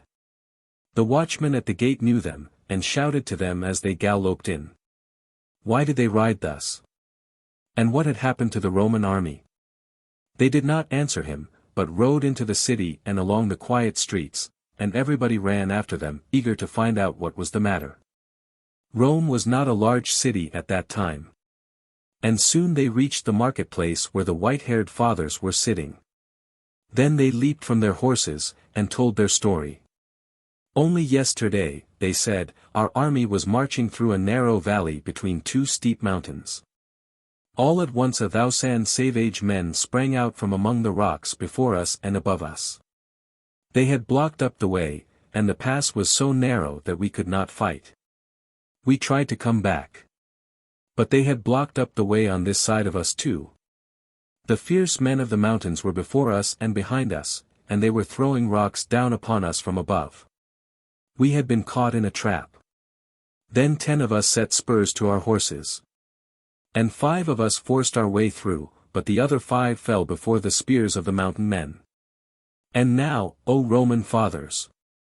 Send help to our army at once, or every man will be slain, and our city will be taken. What shall we do? Said the white-haired fathers. Whom can we send but the guards and the boys? And who is wise enough to lead them, and thus save Rome? All shook their heads and were very grave, for it seemed as if there was no hope. Then one said, "Send for Cincinnatus. He will help us." Cincinnatus was in the field plowing when the men who had been sent to him came in great haste. He stopped and greeted them kindly, and waited for them to speak. "Put on your cloak, Cincinnatus," they said, "and hear the words of the Roman people." Then Cincinnatus wondered what they could mean. "Is all well with Rome?" he asked, and he called to his wife to bring him his cloak. She brought the cloak. And Cincinnatus wiped the dust from his hands and arms, and threw it over his shoulders. Then the men told their errand. They told him how the army with all the noblest men of Rome had been entrapped in the mountain pass. They told him about the great danger the city was in. Then they said, "The people of Rome make you their ruler and the ruler of their city, to do with everything as you choose. And the fathers bid you come at once and go out against our enemies, the fierce men of the mountains." So Cincinnatus left his plow standing where it was, and hurried to the city. When he passed through the streets, and gave orders as to what should be done, some of the people were afraid, for they knew that he had all power in Rome to do what he pleased. But he armed the guards and the boys, and went out at their head to fight the fierce mountain men, and free the Roman army from the trap into which it had fallen. A few days afterward there was great joy in Rome. There was good news from Cincinnatus. The men of the mountains had been beaten with great loss. They had been driven back into their own place. And now the Roman army, with the boys and the guards, was coming home with banners flying, and shouts of victory, and at their head rode Cincinnatus. He had saved Rome. Cincinnatus might then have made himself king. For his word was law, and no man dared lift a finger against him. But, before the people could thank him enough for what he had done, he gave back the power to the white-haired Roman fathers, and went again to his little farm and his plow. He had been the ruler of Rome for 16 days. The story of Regulus. On the other side of the sea from Rome there was once a great city named Carthage. The Roman people were never very friendly to the people of Carthage, and at last a war began between them. For a long time it was hard to tell which would prove the stronger. First the Romans would gain a battle, and then the men of Carthage would gain a battle, and so the war went on for many years. Among the Romans there was a brave general named Regulus, a man of whom it was said that he never broke his word. It so happened after a while, that Regulus was taken prisoner and carried to Carthage. Ill and very lonely, he dreamed of his wife and little children so far away beyond the sea, and he had but little hope of ever seeing them again. He loved his home dearly, but he believed that his first duty was to his country, and so he had left all, to fight in this cruel war. He had lost a battle, it is true, and had been taken prisoner. Yet he knew that the Romans were gaining ground, and the people of Carthage were afraid of being beaten in the end. They had sent into other countries to hire soldiers to help them. But even with these they would not be able to fight much longer against Rome. One day some of the rulers of Carthage came to the prison to talk with Regulus. "We should like to make peace with the Roman people," they said, "and we are sure, that, if your rulers at home knew how the war is going, they would be glad to make peace with us. We will set you free and let you go home, if you will agree to do as we say." "What is that?" asked Regulus. "In the first place," they said, "you must tell the Romans about the battles which you have lost, and you must make it plain to them that they have not gained anything by the war.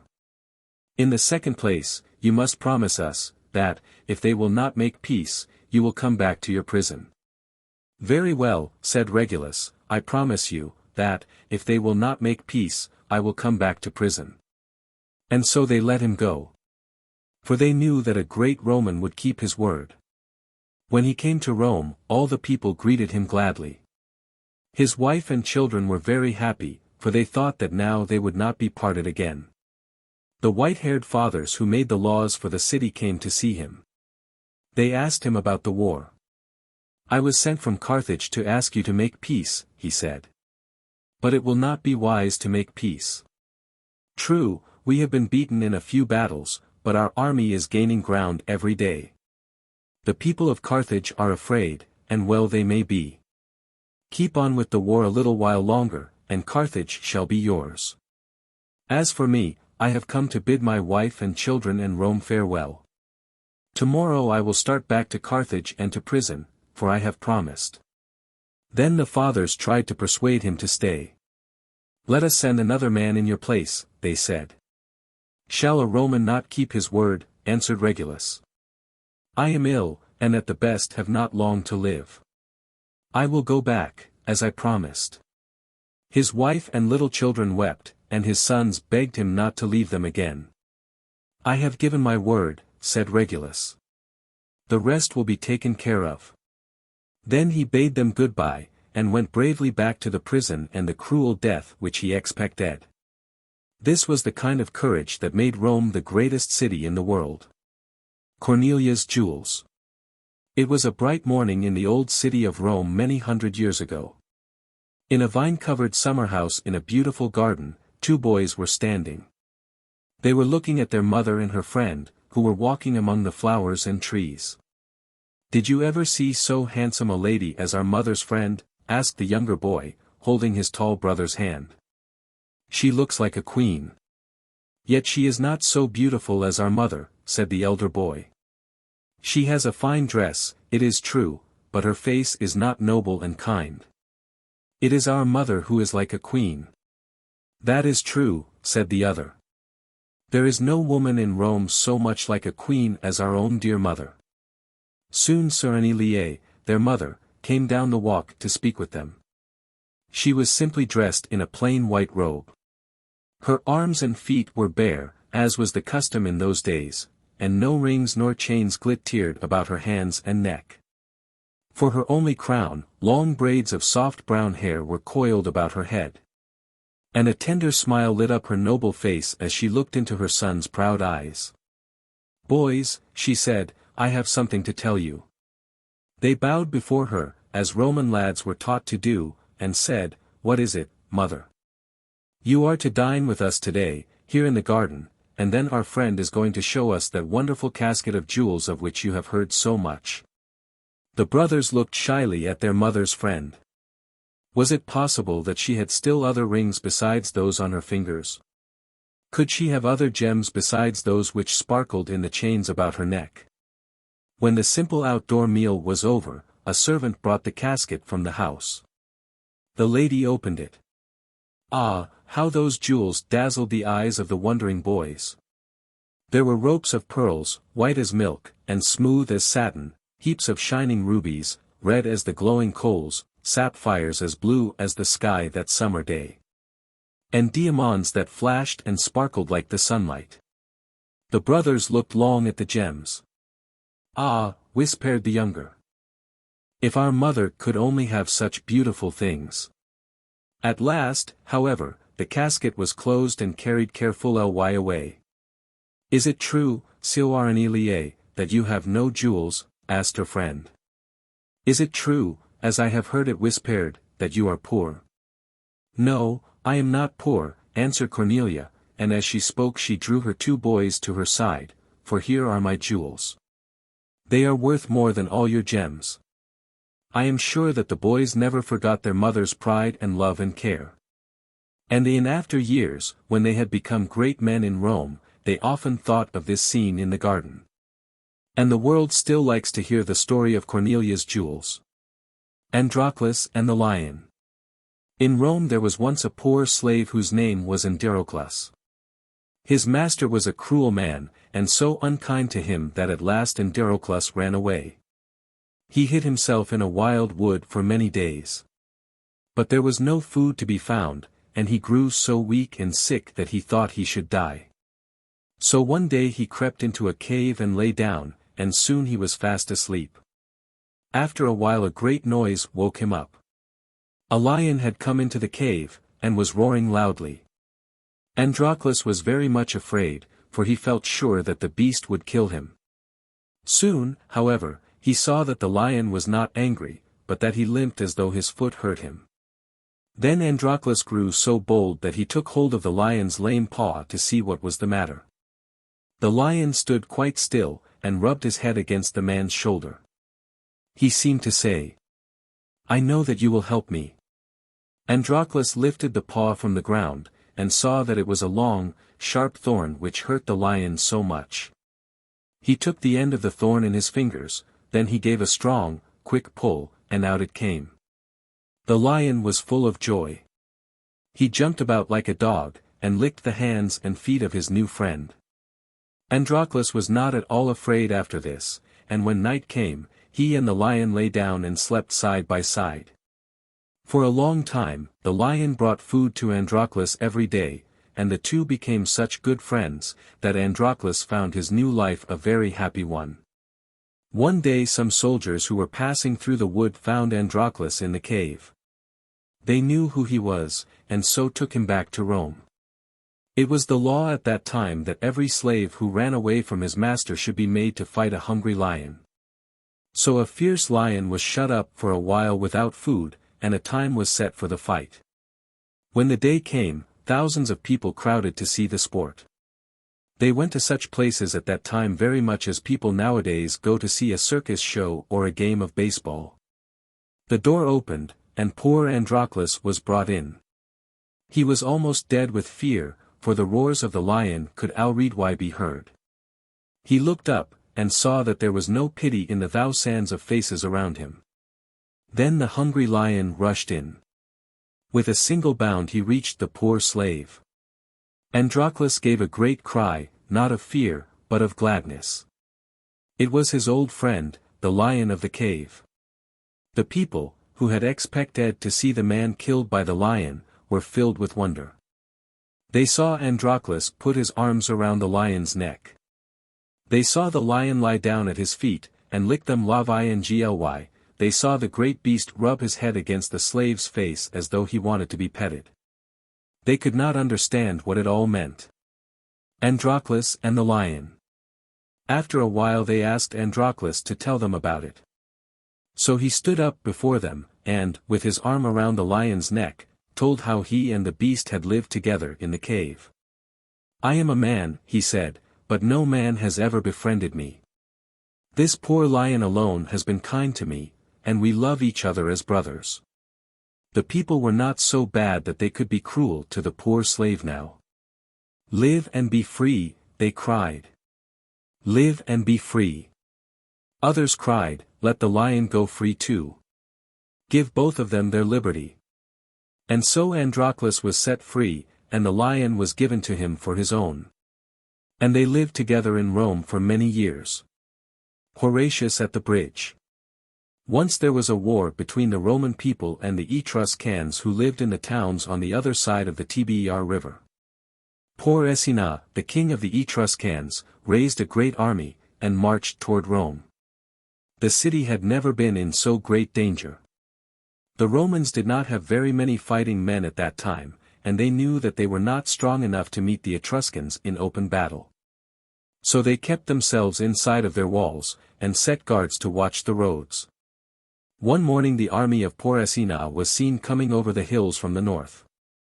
There were thousands of horsemen and footmen, and they were marching straight toward the wooden bridge which spanned the river at Rome.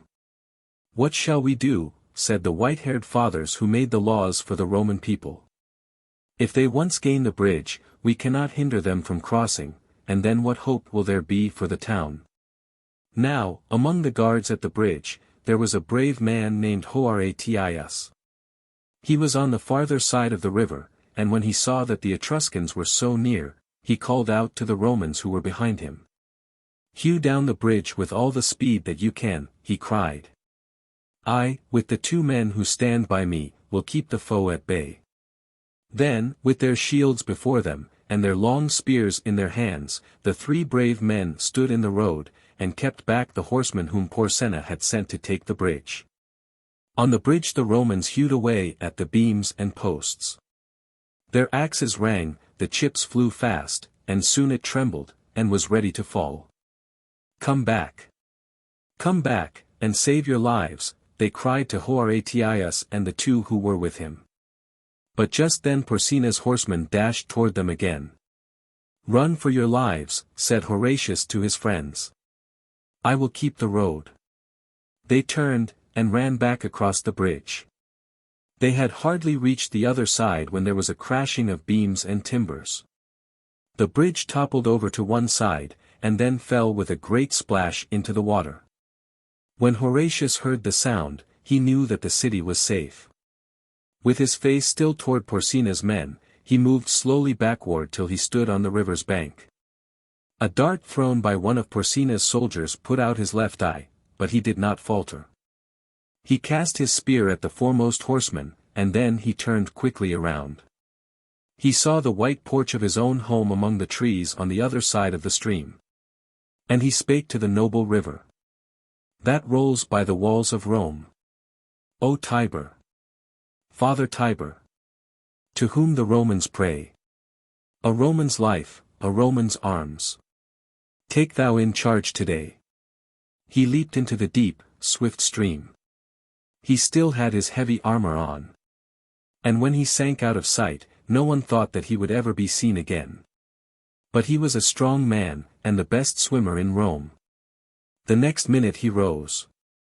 He was halfway across the river, and safe from the spears and darts which Porsina's soldiers hurled after him. Soon he reached the farther side, where his friends stood ready to help him. Shout after shout greeted him as he climbed upon the bank. Then Porsina's men shouted also, for they had never seen a man so brave and strong as Horatius. He had kept them out of Rome, but he had done a deed which they could not help but praise. As for the Romans, they were very grateful to Horatius for having saved their city.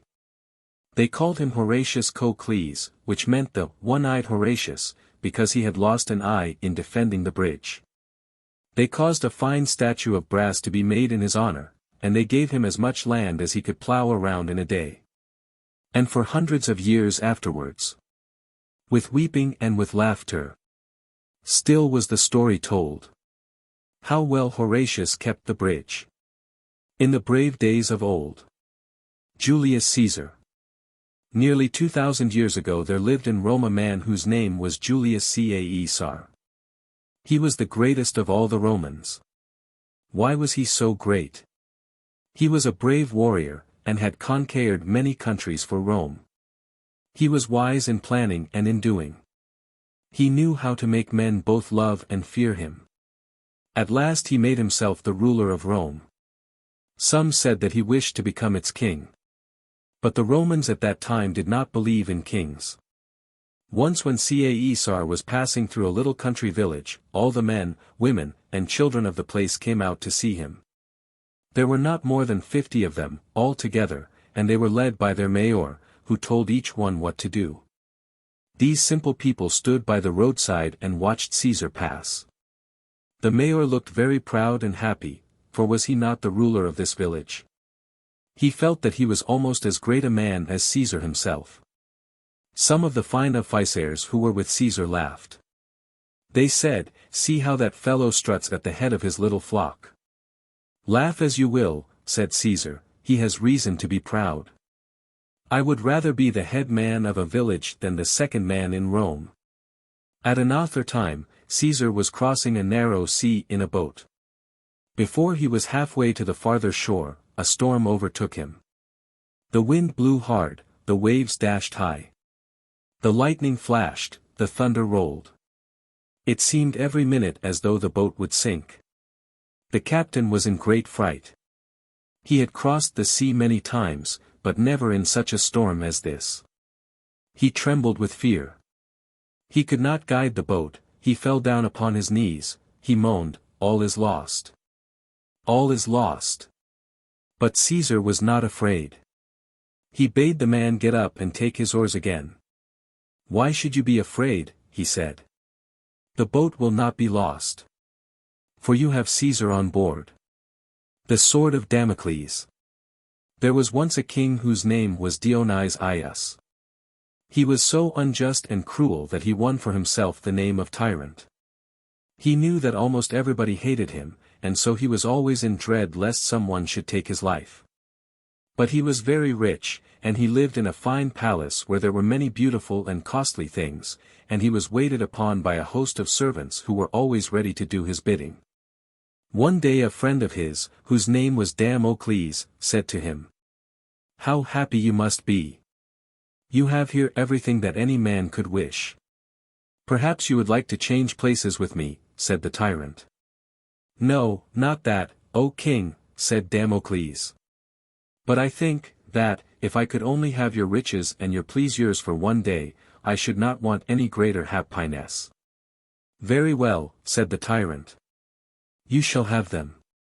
And so, the next day, Damocles was led into the palace, and all the servants were bidden to treat him as their master. He sat down at a table in the banquet hall, and rich foods were placed before him. Nothing was wanting that could give him pleasure. There were costly wines, and beautiful flowers, and rare perfumes, and delightful music. He rested himself among soft cushions, and felt that he was the happiest man in all the world. The sword of Damocles. Then he chanced to raise his eyes toward the ceiling. What was it that was dangling above him, with its point almost touching his head? It was a sharp sword, and it was hung by only a single horsehair. What if the hair should break? There was danger every moment that it would do so. The smile faded from the lips of Damocles. His face became ashy pale. His hands trembled. He wanted no more food, he could drink no more wine. He took no more delight in the music. He longed to be out of the palace, and away, he cared not where. What is the matter, said the tyrant. That sword. That sword, cried Damocles. He was so badly frightened that he dared not move. Yes, said Dionysius, I know there is a sword above your head, and that it may fall at any moment. But why should that trouble you? I have a sword over my head all the time. I am every moment in dread lest something may cause me to lose my life. Let me go, said Damocles. I now see that I was mistaken, and that the rich and powerful are not so happy as they seem. Let me go back to my old home in the poor little cottage among the mountains. And so long as he lived, he never again wanted to be rich, or to change places, even for a moment, with the king. Damon and Pythias. A young man whose name was Pythias had done something which the tyrant Dionysius did not like. For this offense he was dragged to prison, and a day was set when he should be put to death. His home was far away, and he wanted very much to see his father and mother and friends before he died. Only give me leave to go home and say goodbye to those whom I love, he said, and then I will come back and give up my life. The tyrant laughed at him. How can I know that you will keep your promise, he said. You only want to cheat me, and save yourself. Then a young man whose name was Damon spoke and said, O king! Put me in prison in place of my friend Pythias, and let him go to his own country to put his affairs in order, and to bid his friends farewell. I know that he will come back as he promised, for he is a man who has never broken his word. But if he is not here on the day which you have set, then I will die in his stead. The tyrant was surprised that anybody should make such an offer. He at last agreed to let Pythias go, and gave orders that the young man Damon should be shut up in prison. Time passed, and by the day drew near which had been set for Pythias to die, and he had not come back. The tyrant ordered the jailer to keep close watch upon Damon, and not let him escape. But Damon did not try to escape. He still had faith in the truth and honor of his friend. He said, if Pythias does not come back in time, it will not be his fault. It will be because he is hindered against his will. At last the day came, and then the very hour. Damon was ready to die. His trust in his friend was as firm as ever. And he said that he did not grieve at having to suffer for one whom he loved so much. Then the jailer came to lead him to his death, but at the same moment Pythias stood in the door. He had been delayed by storms and shipwreck, and he had feared that he was too late. He greeted Damon kindly, and then gave himself into the hands of the jailer. He was happy because he thought that he had come in time, even though it was at the last moment. The tyrant was not so bad but that he could see good in others. He felt that men who loved and trusted each other, as did Damon and Pythias, ought not to suffer unjust ly. And so he set them both free. I would give all my wealth to have one such friend, he said. A laconic answer. Many miles beyond Rome there was a famous country which we call Greece. The people of Greece were not united like the Romans, but instead there were several states, each of which had its own rulers. Some of the people in the southern part of the country were called Spartans, and they were noted for their simple habits and their bravura. The name of their land was Laconia, and so they were sometimes called Lacons. One of the strange rules which the Spartans had, was that they should speak briefly, and never use more words than were needed. And so a short answer is often spoken of as being laconici. That is, as being such an answer as a Lacan would be likely to give. There was in the northern part of Greece a land called Macedon, and this land was at one time ruled over by a warlike king named Philip. Philip of Macedon wanted to become the master of all Greece. So he raised a great army, and made war upon the other states, until nearly all of them were forced to call him their king. Then he sent a letter to the Spartans in Laconia, and said, "If I go down into your country, I will level your great city to the ground." In a few days, an answer was brought back to him. When he opened the letter, he found only one word written there. That word was, "if." It was as much as to say, "We are not afraid of you so long as the little word, if, stands in your way." The ungrateful guest. Among the soldiers of King Philip there was a poor man who had done some brave deeds. He had pleased the king in more ways than one, and so the king put a good deal of trust in him. One day this soldier was on board of a ship at sea when a great storm came up. The winds drove the ship upon the rocks, and it was wrecked. The soldier was cast half-drowned upon the shore. And he would have died there, had it not been for the kind care of a farmer who lived close by. When the soldier was well enough to go home, he thanked the farmer for what he had done, and promised that he would repay him for his kindness. But he did not mean to keep his promise. He did not tell King Philip about the man who had saved his life. He only said that there was a fine farm by the seashore, and that he would like very much to have it for his own. Would the king give it to him? "Who owns the farm now?" asked Philip. "Only a churlish farmer, who has never done anything for his country," said the soldier. "Very well, then," said Philip. "You have served me for a long time, and you shall have your wish. Go and take the farm for yourself." And so the soldier made haste to drive the farmer from his house and home. He took the farm for his own. The poor farmer was stung to the heart by such treatment. He went boldly to the king, and told the whole story from beginning to end. King Philip was very angry when he learned that the man whom he had trusted had done so base a deed. He sent for the soldier in great haste, and when he had come, he caused these words to be burned in his forehead. The ungrateful guest. Thus all the world was made to know of the mean act by which the soldier had tried to enrich himself. And from that day until he died all men shunned and hated him. Alexander and Bucephalus. One day King Philip bought a fine horse called Bucephalus. He was a noble animal, and the king paid a very high price for him. But he was wild and savage, and no man could mount him, or do anything at all with him. They tried to whip him, but that only made him worse. At last the king bade his servants take him away. "It is a pity to ruin so fine a horse as that," said Alexander, the king's young son. "Those men do not know how to treat him." "Perhaps you can do better than they," said his father scornfully. "I know," said Alexander, "that, if you would only give me leave to try, I could manage this horse better than anyone else." "And if you fail to do so, what then?" asked Philip.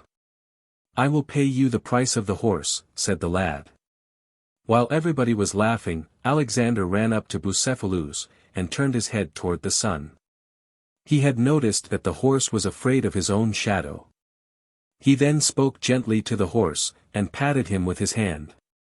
When he had quieted him a little, he made a quick spring, and leaped upon the horse's back. Everybody expected to see the boy killed outright. But he kept his place, and let the horse run as fast as he would. By and by, when Bucephalus had become tired, Alexander reined him in, and rode back to the place where his father was standing. All the men who were there shouted when they saw that the boy had proved himself to be the master of the horse. He leaped to the ground, and his father ran and kissed him. "My son," said the king, "Macedon is too small a place for you. You must seek a larger kingdom that will be worthy of you." After that, Alexander and Bucephalus were the best of friends. They were said to be always together, for when one of them was seen, the other was sure to be not far away. But the horse would never allow any one to mount him but his master. Alexander became the most famous king and warrior that was ever known. And for that reason he is always called Alexander the Great. Bucephalus carried him through many countries and in many fierce battles, and more than once did he save his master's life. Diogenes the Wise Man. At Corinth, in Greece, there lived a very wise man whose name was Diogenes. Men came from all parts of the land to see him and hear him talk. But wise as he was, he had some very queer ways. He did not believe that any man ought to have more things than he really needed, and he said that no man needed much. And so he did not live in a house, but slept in a tub or barrel, which he rolled about from place to place. He spent his days sitting in the sun, and saying wise things to those who were around him. At noon one day, Diogenes was seen walking through the streets with a lighted lantern, and looking all around as if in search of something. "Why do you carry a lantern when the sun is shining?" someone said. "I am looking for an honest man," answered Diogenes. When Alexander the Great went to Corinth, all the foremost men in the city came out to see him and to praise him. But Diogenes did not come, and he was the only man for whose opinions Alexander cared. Diogenes and Alexander. And so, since the wise man would not come to see the king went to see the wise man. He found Diogenes in an out-of-the-way place, lying on the ground by his tub. He was enjoying the heat and the light of the sun. When he saw the king and a great many people coming, he sat up and looked at Alexander. Alexander greeted him and said, "Diogenes, I have heard a great deal about your wisdom. Is there anything that I can do for you?" "Yes," said Diogenes. "You can stand a little on one side, so as not to keep the sunshine from me." This answer was so different from what he expected, that the king was much surprised. But it did not make him angry, it only made him admire the strange man all the more. When he turned to ride back, he said to his officers, "Say what you will. If I were not Alexander, I would like to be Diogenes." The brave 300. All Greece was in danger. A mighty army, led by the great king of Persia, had come from the east. It was marching along the seashore, and in a few days would be in Greece. The great king had sent messengers into every city and state, bidding them give him water and earth in token that the land and the sea were his. But they said, "No, we will be free."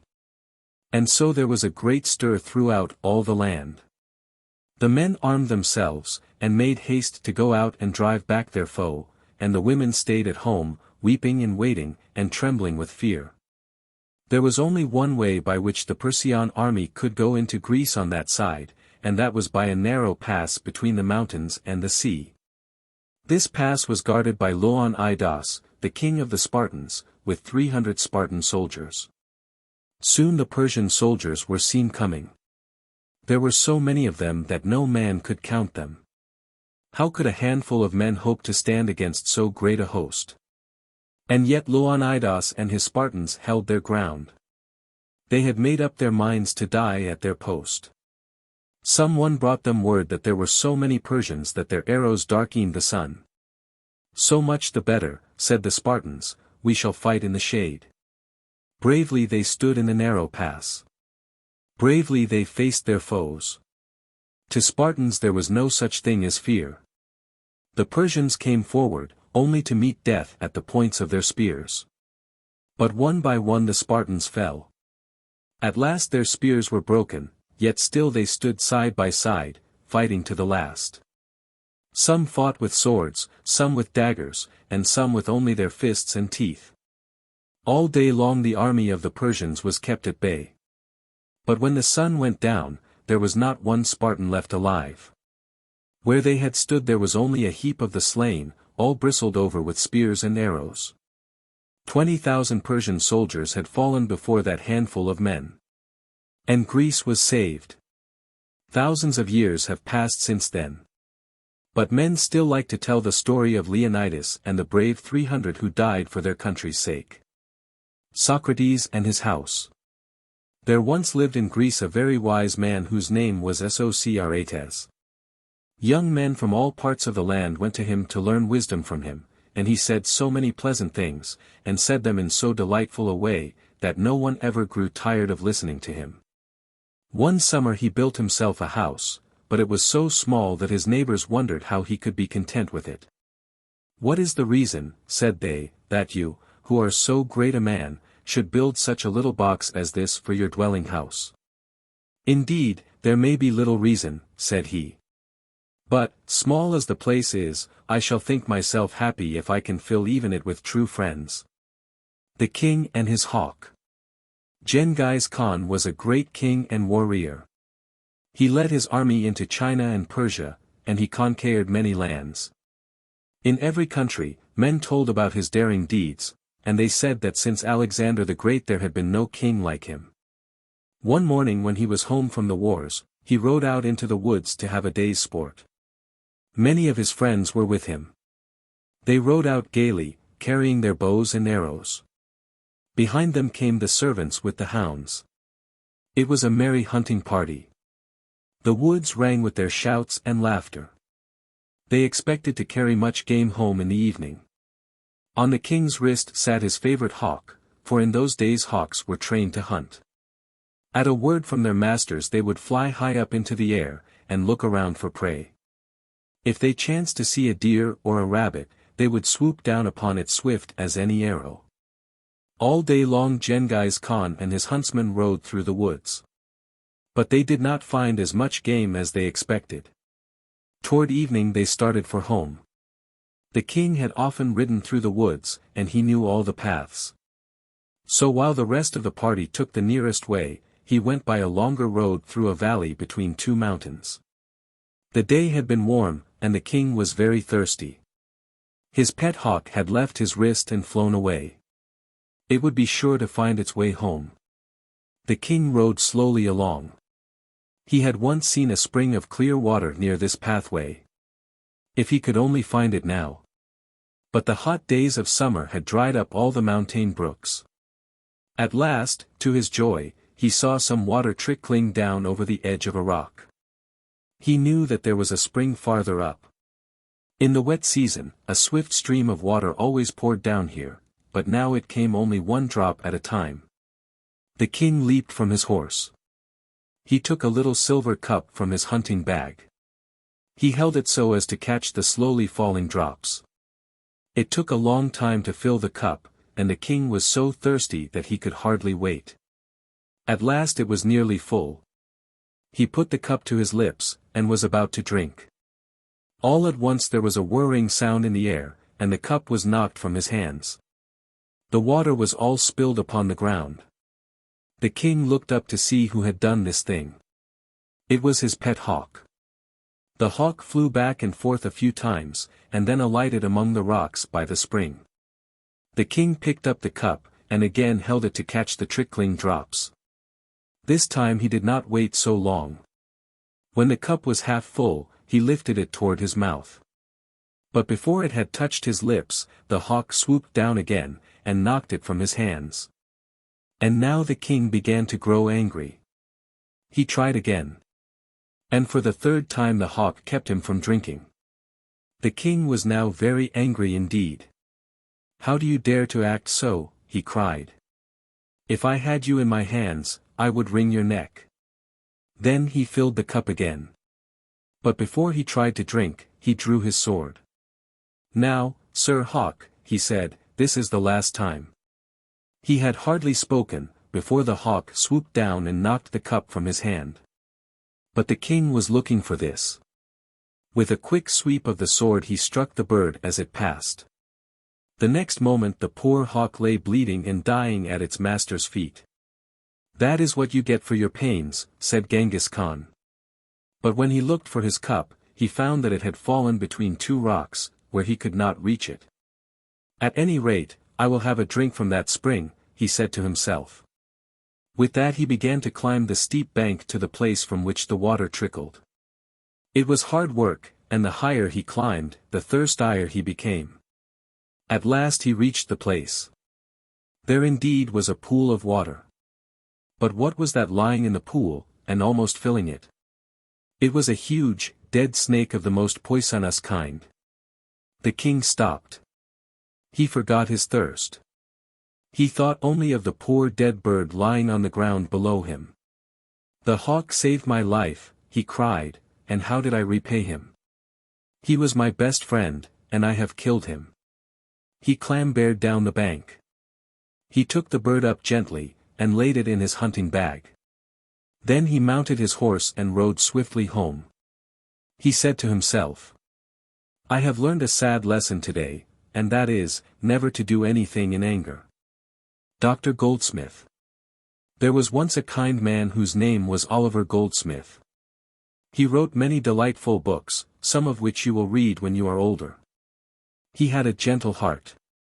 He was always ready to help others and to share with them anything that he had. He gave away so much to the poor that he was always poor himself. He was sometimes called Dr. Goldsmith, for he had studied to be a PhD. One day a poor woman asked Dr. Goldsmith to go and see her husband, who was sick and could not eat. Goldsmith did so. He found that the family was in great need. The man had not had work for a long time. He was not sick, but in distress. And, as for eating, there was no food in the house. "Call at my room this evening," said Goldsmith to the woman, "and I will give you some medicine for your husband." In the evening the woman called. Goldsmith gave her a little paper box that was very heavy. "Here is the medicine," he said. "Use it faithfully, and I think it will do your husband a great deal of good. But don't open the box until you reach home." "What are the directions for taking it?" asked the woman. "You will find them inside of the box," he answered. When the woman reached her home, she sat down by her husband's side, and they opened the box. What do you think they found in it? It was full of pieces of money. And on the top were the directions. To be taken as often as NE-CES-SI-TY requires. Goldsmith had given them all the ready money that he had. The kingdoms. There was once a king of Prussia whose name was Frederick William. On a fine morning in June he went out alone to walk in the green woods. He was tired of the noise of the city, and he was glad to get away from it. So, as he walked among the trees, he often stopped to listen to the singing birds, or to look at the wild flowers that grew on every side. Now and then he stooped to pluck a violet, or a primrose, or a yellow buttercup. Soon his hands were full of pretty blossoms. After a while he came to a little meadow in the midst of the wood. Some children were playing there. They were running here and there, and gathering the cowslips that were blooming among the grass. It made the king glad to see the happy children, and hear their merry voices. He stood still for some time, and watched them as they played. Then he called them around him, and all sat down together in the pleasant shade.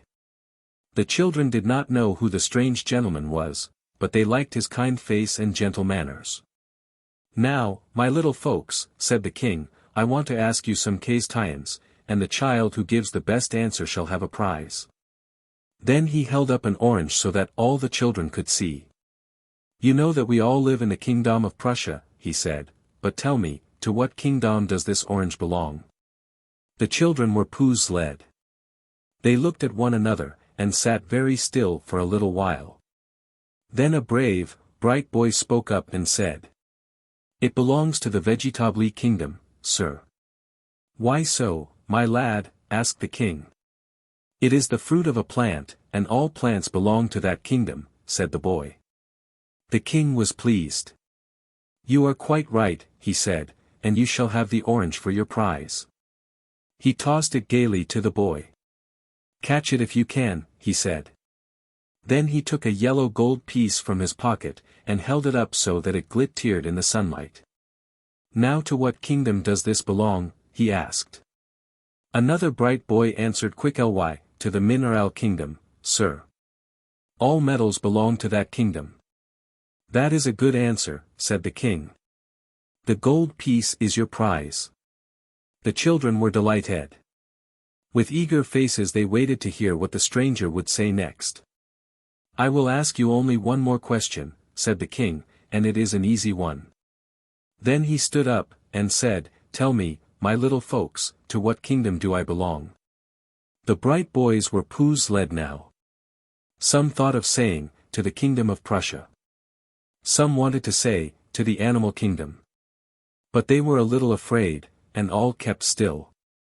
At last a tiny blue-eyed child looked up into the king's smiling face, and said in her simple way, I think to the kingdom of heaven. King Frederick William stooped down and lifted the little maiden in his arms. Tears were in his eyes as he kissed her, and said, So be it, my child. So be it. The Barmecide Feast. There was once a rich old man who was called the Barmecide. He lived in a beautiful palace in the midst of flowery gardens. He had everything that heart could wish.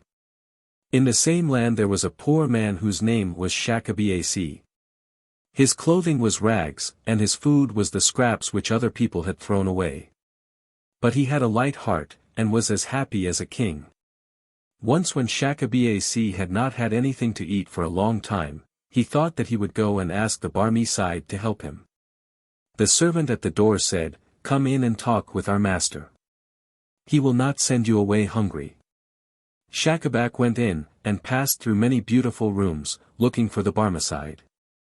At last he came to a grand hall where there were soft carpets on the floor, and fine pictures on the walls, and pleasant couches to lie down upon. At the upper end of the room he saw a noble man with a long white beard. It was the Barmecide, and poor Schacabac bowed low before him, as was the custom in that country. The Barmecide spoke very kindly, and asked what was wanted. Schacabac told him about all his troubles, and said that it was now 2 days since he had tasted bread. Is it possible? Said the Barmecide.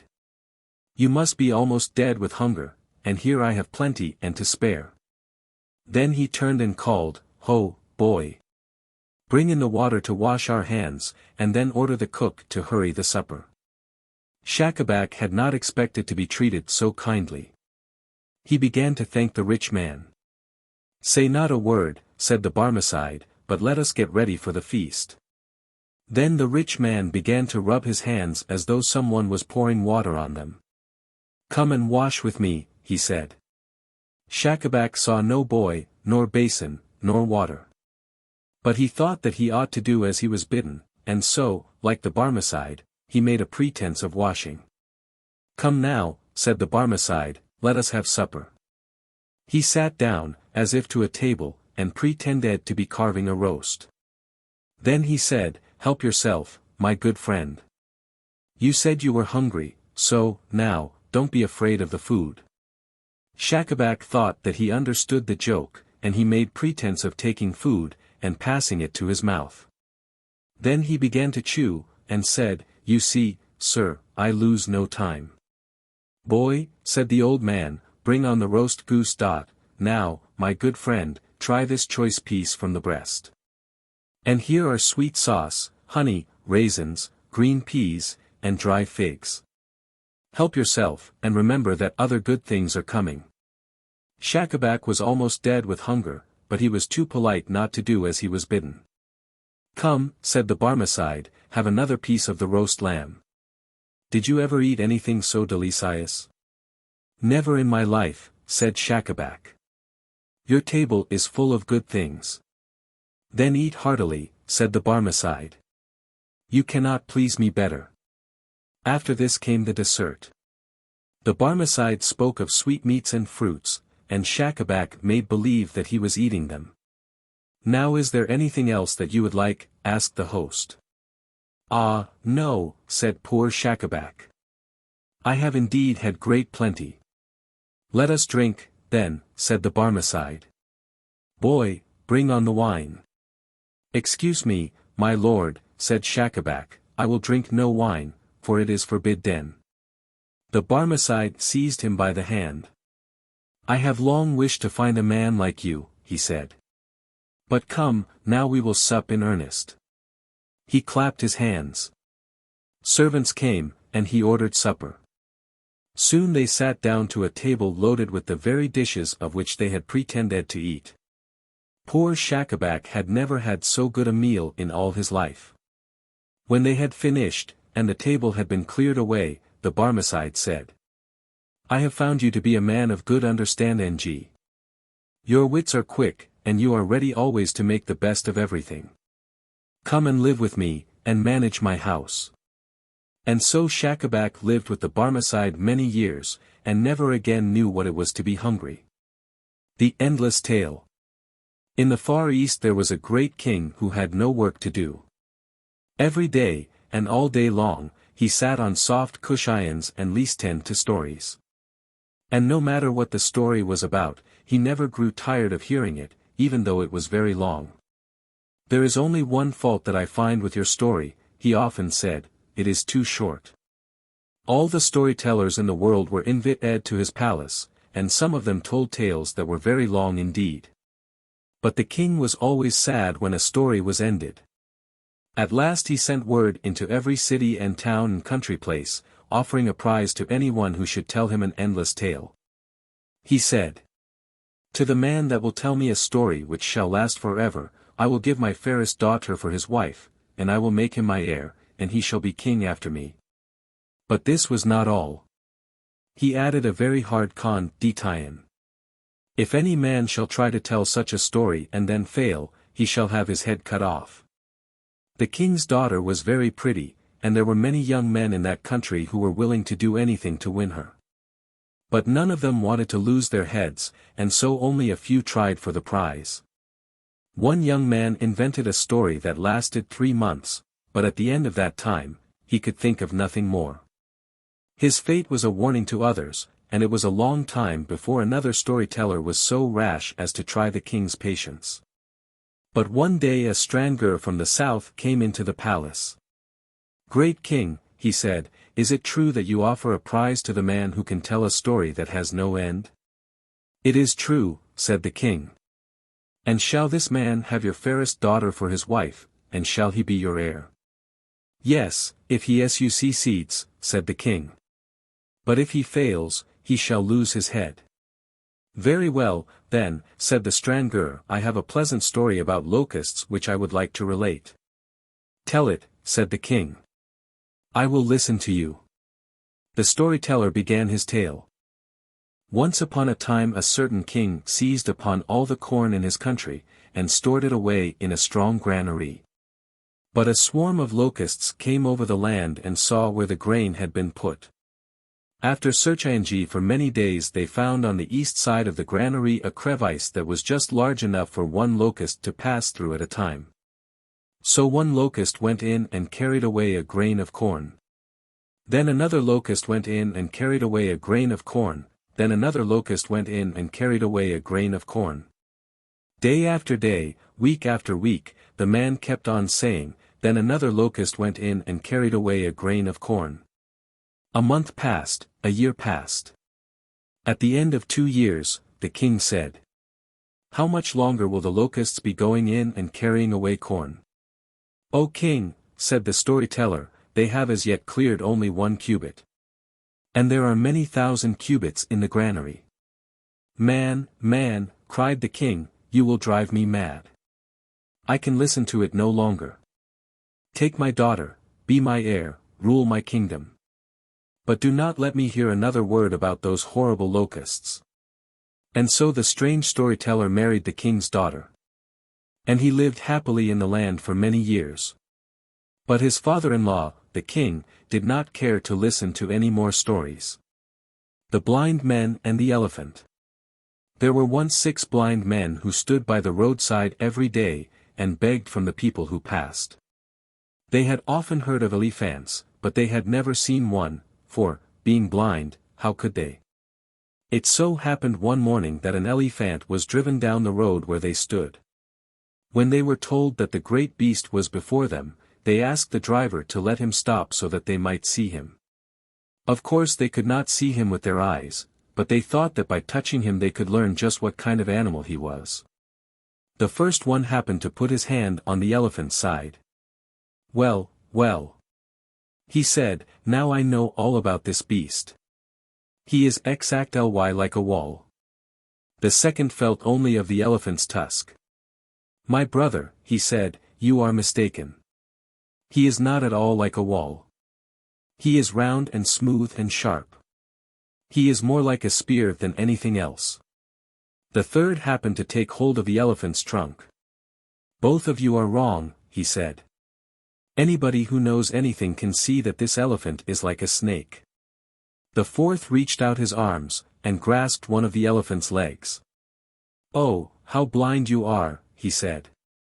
"It is very plain to me that he is round and tall like a tree."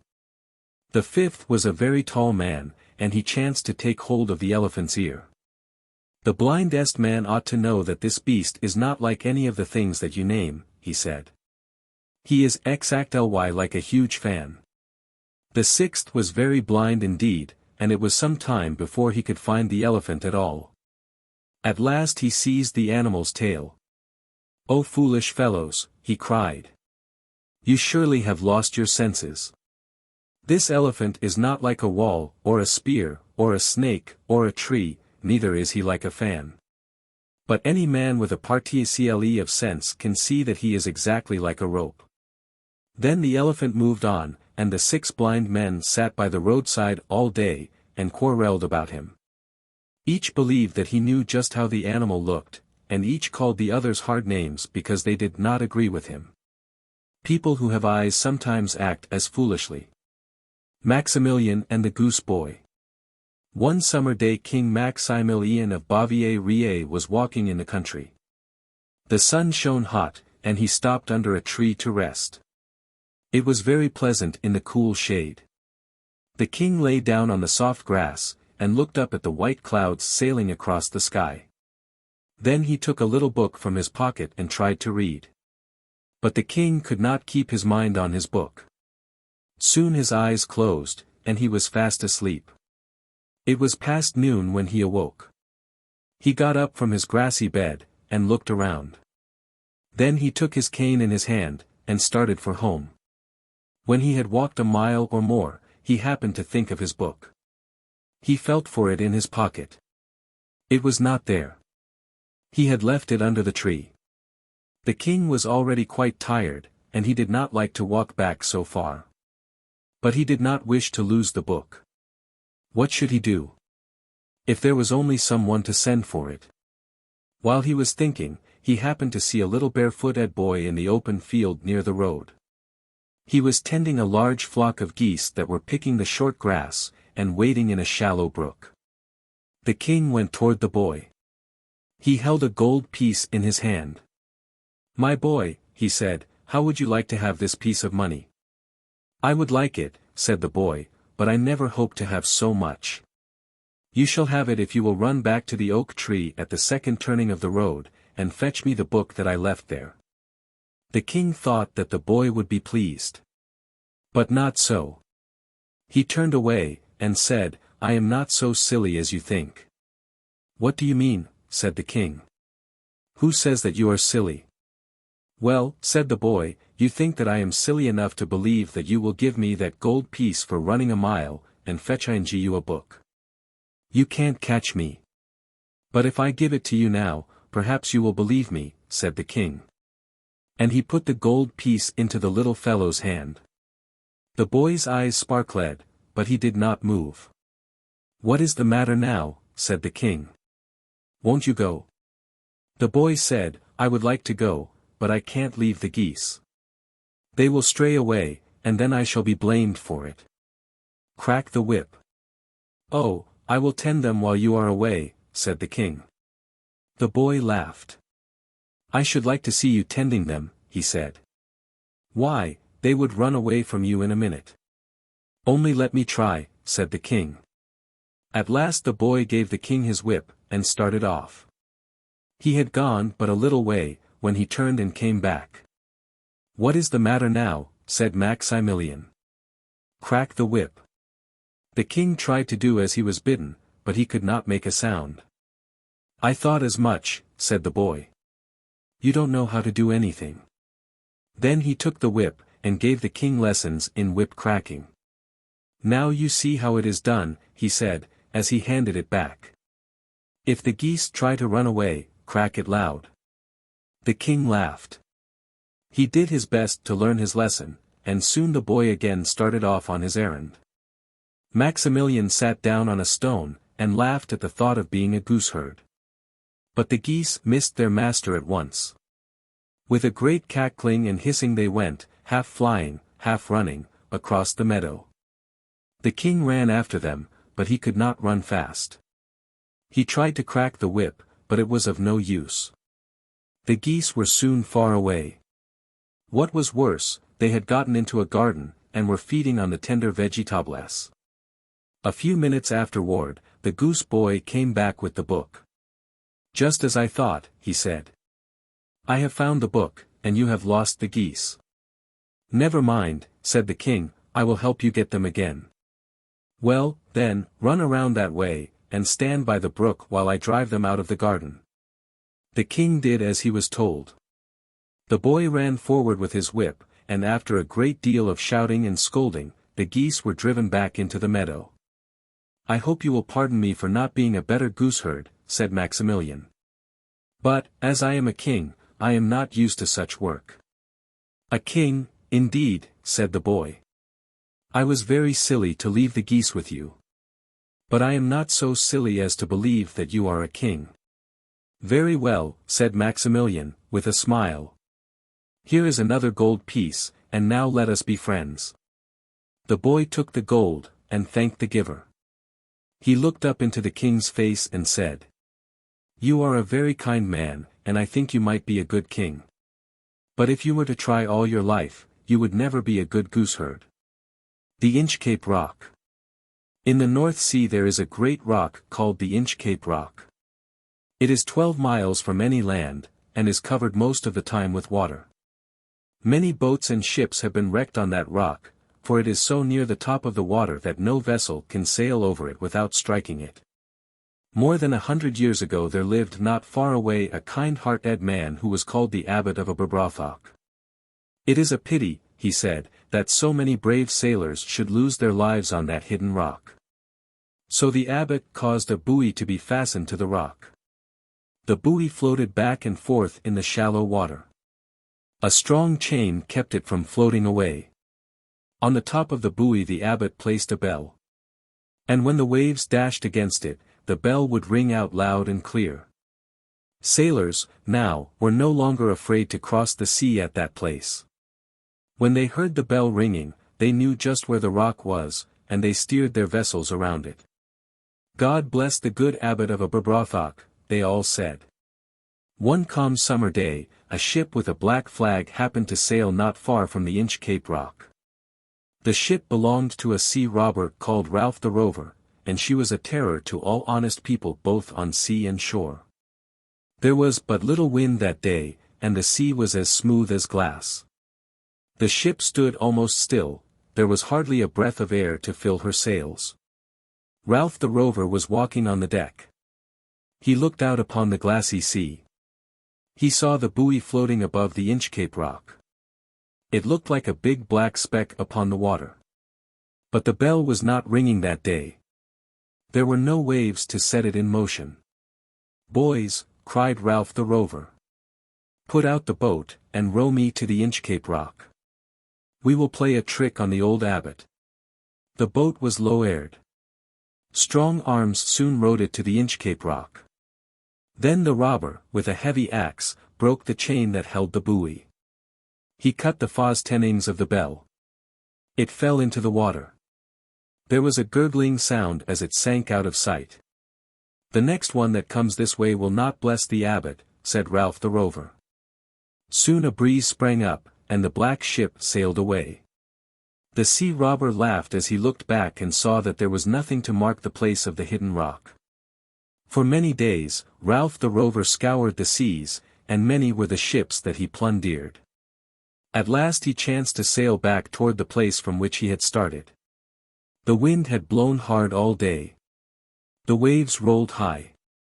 The ship was moving swiftly. But in the evening the wind died away, and a thick fog came on. Ralph the Rover walked the deck. He could not see where the ship was going. "If the fog would only clear away," he said. "I thought I heard the roar of breakers," said the pilot. "We must be near the shore." "I cannot tell," said Ralph the Rover, "but I think we are not far from the Inchcape Rock. I wish we could hear the good abbot's bell." The next moment there was a great crash. "It is the Inchcape Rock," the sailors cried, as the ship gave a lurch to one side, and began to sink. "Oh, what a wretch am I," cried Ralph the Rover. "This is what comes of the joke that I played on the good abbot." What was it that he heard as the waves rushed over him? Was it the abbot's bell, ringing for him far down at the bottom of the sea? Whittington and his cat. Aye, the city. There was once a little boy whose name was Richard Whittington, but everybody called him Dick. His father and mother had died when he was only a babe, and the people who had the care of him were very poor. Dick was not old enough to work, and so he had a hard time of it indeed. Sometimes he had no breakfast, and sometimes he had no dinner, and he was glad at any time to get a crust of bread or a drop of milk. Now, in the town where Dick lived, the people liked to talk about London. None of them had ever been to the great city, but they seemed to know all about the wonderful things which were to be seen there. They said that all the folks who lived in London were fine gentlemen and ladies, that there was singing and music there all day long, that nobody was ever hungry there, and nobody had to work, and that the streets were all paved with gold. Dick listened to these stories, and wished that he could go to London. One day a big wagon drawn by 8 horses, all with bells on their heads, drove into the little town. Dick saw the wagon standing by the inn, and he thought that it must be going to the fine city of London. When the driver came out and was ready to start, the lad ran up and asked him if he might walk by the side of the wagon. The driver asked him some questions, and when he learned how poor Dick was, and that he had neither father nor mother, he told him that he might do as he liked. It was a long walk for the little lad, but by and by he came to the city of London. He was in such a hurry to see the wonderful sights, that he forgot to thank the driver of the wagon. He ran as fast as he could, from one street to another, trying to find those that were paved with gold. He had once seen a piece of money that was gold, and he knew that it would buy a great many things, and now he thought that if he could get only a little bit of the pavement, he would have everything that he wanted. Poor Dick ran till he was so tired that he could run no farther. It was growing dark, and in every street there was only dirt instead of gold. He sat down in a dark corner, and cried himself to sleep.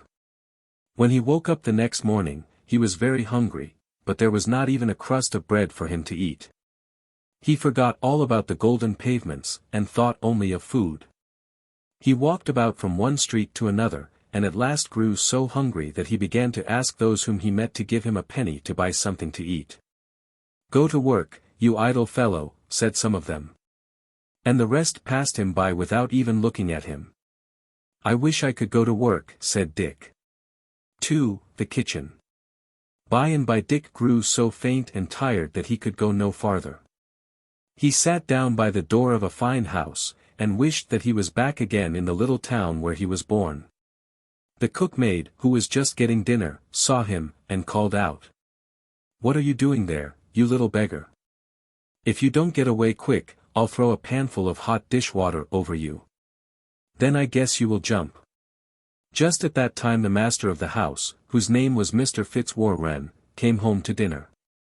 When he saw the ragged little fellow at his door, he said, "My lad, what are you doing here? I am afraid you are a lazy fellow, and that you want to live without work." "No, indeed," said Dick. "I would like to work, if I could find anything to do. But I do not know anybody in this town, and I have not had anything to eat for a long time." "Poor little fellow," said Mr. Fitzwarren. "Come in, and I will see what I can do for you." And he ordered the cook to give the lad a good dinner, and then to find some light work for him to do. Little Dick would have been very happy in the new home which he had thus found, if it had not been for the cross cook. She would often say, "You are my boy now, and so you must do as I tell you. Look sharp there. Make the fires, carry out the ashes, wash these dishes, sweep the floor, bring in the wood. Oh, what a lazy fellow you are."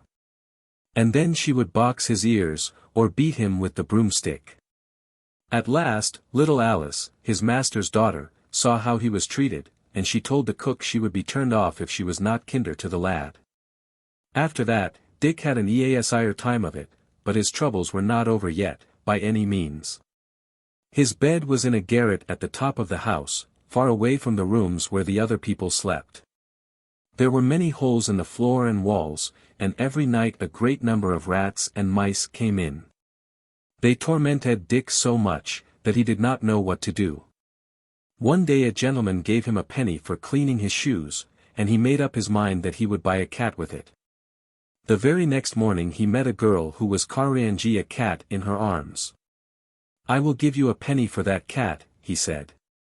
"All right," the girl said. "You may have her, and you will find that she is a good mouser too." Dick hid his cat in the garret, and every day he carried a part of his dinner to her. It was not long before she had driven all the rats and mice away. And then Dick could sleep soundly every night. 3. The Venture. Some time after that, a ship that belonged to Mr. Fitzwarren was about to start on a voyage across the sea. It was loaded with goods which were to be sold in lands far away. Mr. Fitzwarren wanted to give his servants a chance for good fortune too, and so he called all of them into the parlor, and asked if they had anything they would like to send out in the ship for trade. Every one had something to send, every one but Dick, and as he had neither money nor goods, he stayed in the kitchen, and did not come in with the rest. Little Alice guessed why he did not come, and so she said to her papa, "Poor Dick ought to have a chance too. Here is some money out of my own purse that you may put in for him." "No, no, my child," said Mr. Fitzwarren. "He must risk something of his own." And then he called very loud, "Here, Dick. What are you going to send out on the ship?" Dick heard him, and came into the room. "I have nothing in the world," he said, "but a cat which I bought some time ago for a penny." "Fetch your cat, then, my lad," said Mr. Fitzwarren, "and let her go out. Who knows but that she will bring you some profit?" Dick, with tears in his eyes, carried poor Puss down to the ship, and gave her to the captain. Everybody laughed at his queer venture, but little Alice felt sorry for him, and gave him money to buy another cat. After that, the cook was worse than before. She made fun of him for sending his cat to sea. "Do you think," she would say, "that Puss will sell for enough money to buy a stick to beat you?"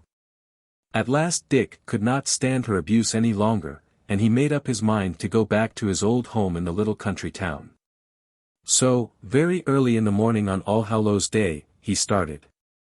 He walked as far as the place called Holloway, and there he sat down on a stone, which to this day is called Whittington's Stone. As he sat there very sad, and wondering which way he should go, he heard the bells on Bow Church, far away, ringing out a merry chime. He listened. They seemed to say to him, "Turn again, Whittington, thrice Lord Mayor of London." "Well, well," he said to himself.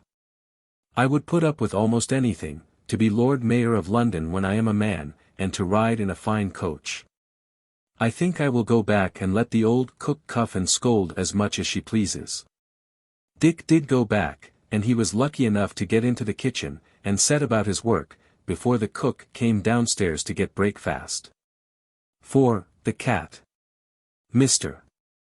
Fitzwarren's ship made a long voyage, and at last reached a strange land on the other side of the sea.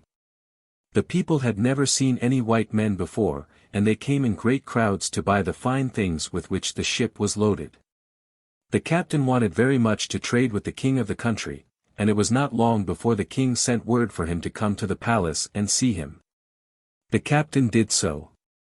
He was shown into a beautiful room, and given a seat on a rich carpet all flowered with silver and gold. The king and queen were seated not far away, and soon a number of dishes were brought in for dinner. They had hardly begun to eat when an army of rats and mice rushed in, and devoured all the meat before anyone could hinder them. The captain wondered at this, and asked if it was not very unpleasant to have so many rats and mice about. "Oh, yes," was the answer. "It is indeed unpleasant, and the king would give half his treasure if he could get rid of them." The captain jumped for joy. He remembered the cat which little Whittington had sent out. And he told the king that he had a little creature on board his ship which would make short work of the pests. Then it was the king's turn to jump for joy, and he jumped so high, that his yellow cap, or turban, dropped off his head. "Bring the creature to me," he said. "If she will do what you say, I will load your ship with gold." The captain made believe that he would be very sorry to part with the cat. But at last he went down to the ship to get her, while the king and queen made haste to have another dinner made ready. The captain, with Puss under his arm, reached the palace just in time to see the table crowded with rats. The cat leaped out upon them, and oh! what havoc she did make among the troublesome creatures. Most of them were soon stretched dead upon the floor, while the rest scampered away to their holes, and did not dare to come out again. The king had never been so glad in his life, and the queen asked that the creature which had done such wonders should be brought to her. The captain called, "Pussy, Pussy, Pussy," and the cat came up and rubbed against his legs. He picked her up, and offered her to the queen, but at first the queen was afraid to touch her. However, the captain stroked the cat, and called, "Pussy, Pussy, Pussy," and then the queen ventured to touch her. She could only say, "Putty, Putty, Putty," for she had not learned to talk English. The captain then put the cat down on the queen's lap, where she purred and purred until she went to sleep. The king would not have missed getting the cat now for the world. He at once made a bargain with the captain for all the goods on board the ship, and then he gave him 10 times as much for the cat as all the rest came to. The captain was very glad. He bade the king and queen goodbye, and the very next day set sail for England. The fortune. One morning Mr. Fitzwarren was sitting at his desk in his office. He heard someone tap softly at his door, and he said, "Who's there?" "A friend," was the answer. "I have come to bring you news of your ship Unicorn." Mr. Fitzwarren jumped up quickly, and opened the door. Whom should he see waiting there but the captain, with a bill of lading in one hand and a box of jewels in the other. He was so full of joy that he lifted up his eyes, and thanked heaven for sending him such good fortune. The captain soon told the story of the cat, and then he showed the rich present which the king and queen had sent to poor Dick in payment for her. As soon as the good gentleman heard this, he called out to his servants, "Go send him in, and tell him of his fame, pray call him Mr. Whittington by name." Some of the men who stood by said that so great a present ought not to be given to a mere boy, but Mr. Fitzwarren frowned upon them. "It is his own," he said, "and I will not hold back 1 penny from him." Dick was scouring the pots when word was brought to him that he should go to the office. "Oh, I am so dirty," he said, "and my shoes are full of hobnails." But he was told to make haste. Mr. Fitzwarren ordered a chair to be set for him, and then the lad began to think that they were making fun of him. "I beg that you won't play tricks with a poor boy like me," he said. "Please let me go back to my work." "Mr. Whittington," said Mr.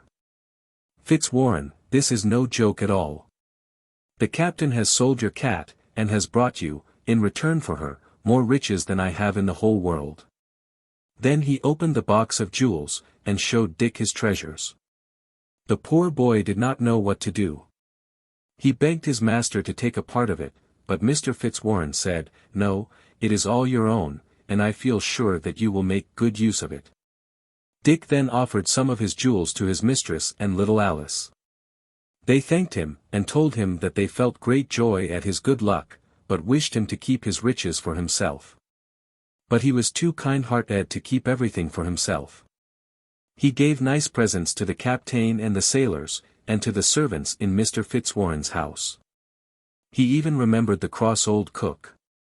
After that, Whittington's face was washed, and his hair curled, and he was dressed in a nice suit of clothes, and then he was as handsome a young man as ever walked the streets of London. Some time after that, there was a fine wedding at the finest church in London, and Miss Alice became the wife of Mr. Richard Whittington. And the Lord Mayor was there, and the great judges, and the sheriffs, and many rich merchants. And everybody was very happy. And Richard Whittington became a great merchant, and was one of the foremost men in London. He was sheriff of the city, and thrice Lord Mayor, and King Henry V made him a knight. He built the famous prison of Newgate in London. On the archway in front of the prison was a figure, cut in stone, of Sir Richard Whittington and his cat, and for 300 years this figure was shown to all who visited London. Casabianca. There was a great battle at sea. One could hear nothing but the roar of the big guns. The air was filled with black smoke. The water was strewn with broken masts and pieces of timber which the cannon balls had knocked from the ships. Many men had been killed, and many more had been wounded. The flagship had taken fire. The flames were breaking out from below. The deck was all ablaze.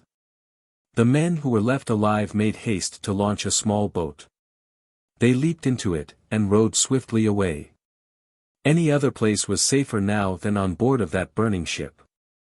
There was powder in the hold. But the captain's son, young CASABINCA, still stood upon the deck. The flames were almost all around him now, but he would not stir from his post. His father had bidden him stand there, and he had been taught always to obey. He trusted in his father's word, and believed that when the right time came he would tell him to go. He saw the men leap into the boat. He heard them call to him to come. He shook his head. "When father bids me, I will go," he said. And now the flames were leaping up the masts.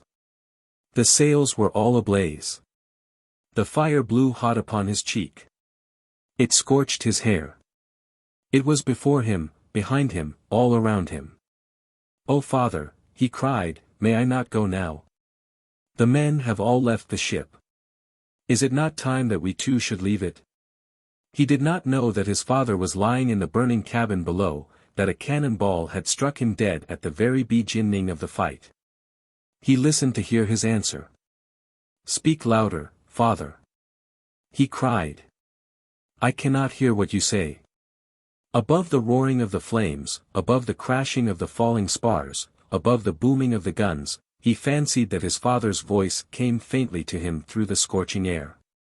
"I am here, father." "Speak once again," he gasped. But what is that? A great flash of light fills the air, clouds of smoke shoot quickly upward to the sky, and boom!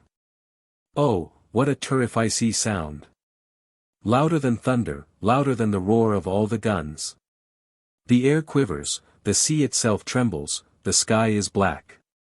The blazing ship is seen no more. There was powder in the hold. A long time ago a lady, whose name was Mrs. Hemans, wrote a poem about this brave boy Casabianca. It is not a very well written poem, and yet everybody has read it, and thousands of people have learned it by heart. I doubt not but that someday you too will read it. It begins in this way. The boy stood on the burning deck, whence all but him had fled. The flame that lit the battle's wreck shone round him o'er the dead. Yet beautiful and bright he stood, as born to rule the storm. A creature of heroic blood, a proud though childlike form. Antonio Canova. A good many years ago there lived in Italy a little boy whose name was Antonio.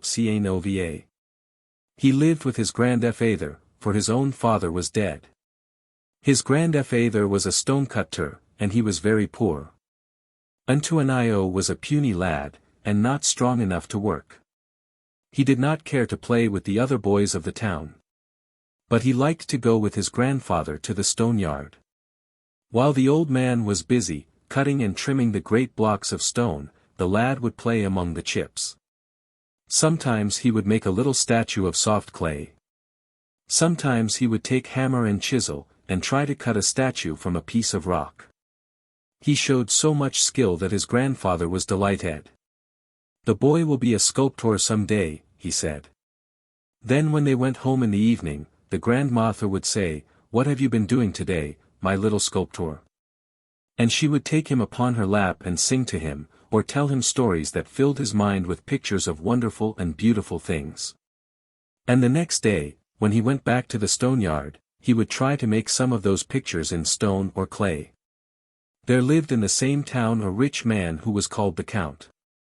Sometimes the Count would have a grand dinner, and his rich friends from other towns would come to visit him. Then Antonio's grandfather would go up to the Count's house to help with the work in the kitchen. For he was a fine cook as well as a good stonecutter. It happened one day that Antonio went with his grandfather to the Count's great house. Some people from the city were coming, and there was to be a grand feast. The boy could not cook, and he was not old enough to wait on the table, but he could wash the pans and kettles, and as he was smart and quick, he could help in many other ways. All went well until it was time to spread the table for dinner. Then there was a crash in the dining room, and a man rushed into the kitchen with some pieces of marble in his hands. He was pale, and trembling with fright. "What shall I do? What shall I do?" he cried. "I have broken the statue that was to stand at the center of the table. I cannot make the table look pretty without the statue. What will the Count say?" And now all the other servants were in trouble. Was the dinner to be a failure after all? For everything depended on having the table nicely arranged. The Count would be very angry. "Ah, what shall we do?" they all asked. Then little Antonio Cianovier left his pans and kettles, and went up to the man who had caused the trouble. "If you had another statue, could you arrange the table?" he asked. "Certainly," said the man, "that is, if the statue were of the right length and height." "Will you let me try to make one?" asked Antonio. "Perhaps I can make something that will do." The man laughed. "Nonsense," he cried. "Who are you, that you talk of making statues on an hour's notice?" "I am Antonio Canova," said the lad. "Let the boy try what he can do," said the servants, who knew him. And so, since nothing else could be done, the man allowed him to try. On the kitchen table there was a large square lump of yellow butter. 200 pounds the lump weighed, and it had just come in, fresh and clean, from the dairy on the mountain. With a kitchen knife in his hand, Antonio began to cut and carve this butter. In a few minutes he had molded it into the shape of a crouching lion, and all the servants crowded around to see it. "How beautiful!" they cried. "It is a great deal prettier than the statue that was broken." When it was finished, the man carried it to its place. "The table will be handsomer by half than I ever hoped to make it," he said. When the Count and his friends came in to dinner, the first thing they saw was the yellow lion. "What a beautiful work of art," they cried. "None but a very great artist could ever carve such a figure, and how odd that he should choose to make it of butter." And then they asked the Count to tell them the name of the artist. The servants crowded around to see it. "Truly, my friends," he said, "this is as much of a surprise to me as to you." And then he called to his head servant, and asked him where he had found so wonderful a statue. "It was carved only an hour ago by a little boy in the kitchen," said the servant. This made the Count's friends wonder still more, and the Count bade the servant call the boy into the room. "My lad," he said, "you have done a piece of work of which the greatest artists would be proud. What is your name, and who is your teacher?" "My name is Antonio Canova," said the boy, "and I have had no teacher but my grandfather the stonecutter." By this time all the guests had crowded around Antonio. There were famous artists among them, and they knew that the lad was a genius. They could not say enough in praise of his work. And when at last they sat down at the table, nothing would please them but that Antonio should have a seat with them, and the dinner was made a feast in his honor. The very next day the Count sent for Antonio to come and live with him. The best artists in the land were employed to teach him the art in which he had shown so much skill, but now, instead of carving butter, he chiseled marble. In a few years, Antonio Canova became known as one of the greatest sculptors in the world. Picciola. Many years ago there was a poor gentleman shut up in one of the great prisons of France. His name was Charnay, and he was very sad and unhappy. Why? He had been put into prison wrongfully, and it seemed to him as though there was no one in the world who cared for him. He could not read, for there were no books in the prison. He was not allowed to have pens or paper, and so he could not write. The time dragged slowly by. There was nothing that he could do to make the days seem shorter. His only pastime was walking back and forth in the paved prison yard. There was no work to be done, no one to talk with. One fine morning in spring, Charnay was taking his walk in the yard. He was counting the paving stones, as he had done 1,000 times before. All at once he stopped. What had made that little mound of earth between two of the stones? He stooped down to see. A seed of some kind had fallen between the stones. It had sprouted, and now a tiny green leaf was pushing its way up out of the ground. Charnay was about to crush it with his foot, when he saw that there was a kind of soft coating over the leaf. "Ah," said he. "This coating is to keep it safe. I must not harm it." And he went on with his walk. The next day he almost stepped upon the plant before he thought of it. He stooped to look at it. There were 2 leaves now, and the plant was much stronger and greener than it was the day before. He stayed by it a long time, looking at all its parts. Every morning after that, Charnay went at once to his little plant. He wanted to see if it had been chilled by the cold, or scorched by the sun. He wanted to see how much it had grown.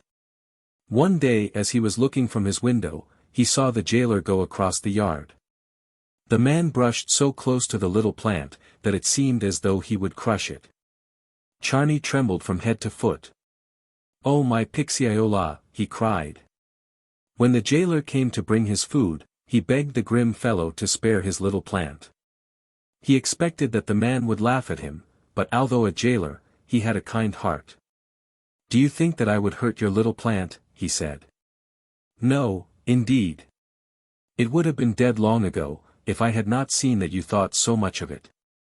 "That is very good of you, indeed," said Charnay. He felt half ashamed at having thought the jailer unkind. Every day he watched Picciola, as he had named the plant. Every day it grew larger and more beautiful. But once it was almost broken by the huge feet of the jailer's dog. Charnay's heart sank within him.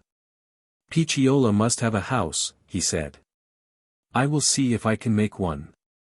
So, though the nights were chilly, he took, day by day, some part of the firewood that was allowed him, and with this he built a little house around the plant. The plant had 1,000 pretty ways which he noticed.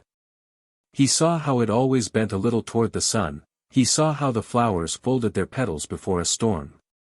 He had never thought of such things before, and yet he had often seen whole gardens of flowers in bloom. One day, with soot and water he made some ink, he spread out his handkerchief for paper, he used a sharpening stick for a pen, and all for what? He felt that he must write down the doings of his little pet. He spent all his time with the plant. "See my lord and my lady," the jailer would say when he saw them. As the summer passed by, Picciola grew more lovely every day. There were no fewer than 30 blossoms on its stem. But one sad morning it began to droop. Charnay did not know what to do. He gave it water, but still it drooped. The leaves were with ing. The stones of the prison yard would not let the plant live. Charnay knew that there was but one way to save his treasure. Alas! How could he hope that it might be done? The stones must be taken up at once. But this was a thing which the jailer dared not do. The rules of the prison were strict, and no stone must be moved. Only the highest officers in the land could have such a thing done. Poor Charney could not sleep. Picciola must die. Already the flowers had withered, the leaves would soon fall from the stem. Then a new thought came to Charney. He would ask the great Napoleon, the emperor himself, to save his plant. It was a hard thing for Charney to do, to ask a favor of the man whom he hated, the man who had shut him up in this very prison. But for the sake of Picciola he would do it. He wrote his little story on his handkerchief. Then he gave it into the care of a young girl, who promised to carry it to Napoleon. Ah! If the poor plant would only live a few days longer. What a long journey that was for the young girl. What a long, dreary waiting it was for Charney and Picciola. But at last news came to the prison.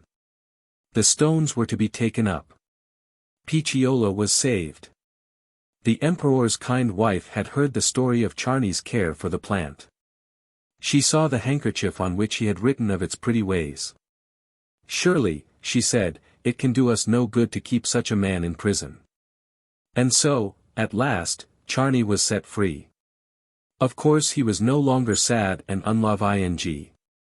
He saw how God had cared for him and the little plant, and how kind and true are the hearts of even rough men.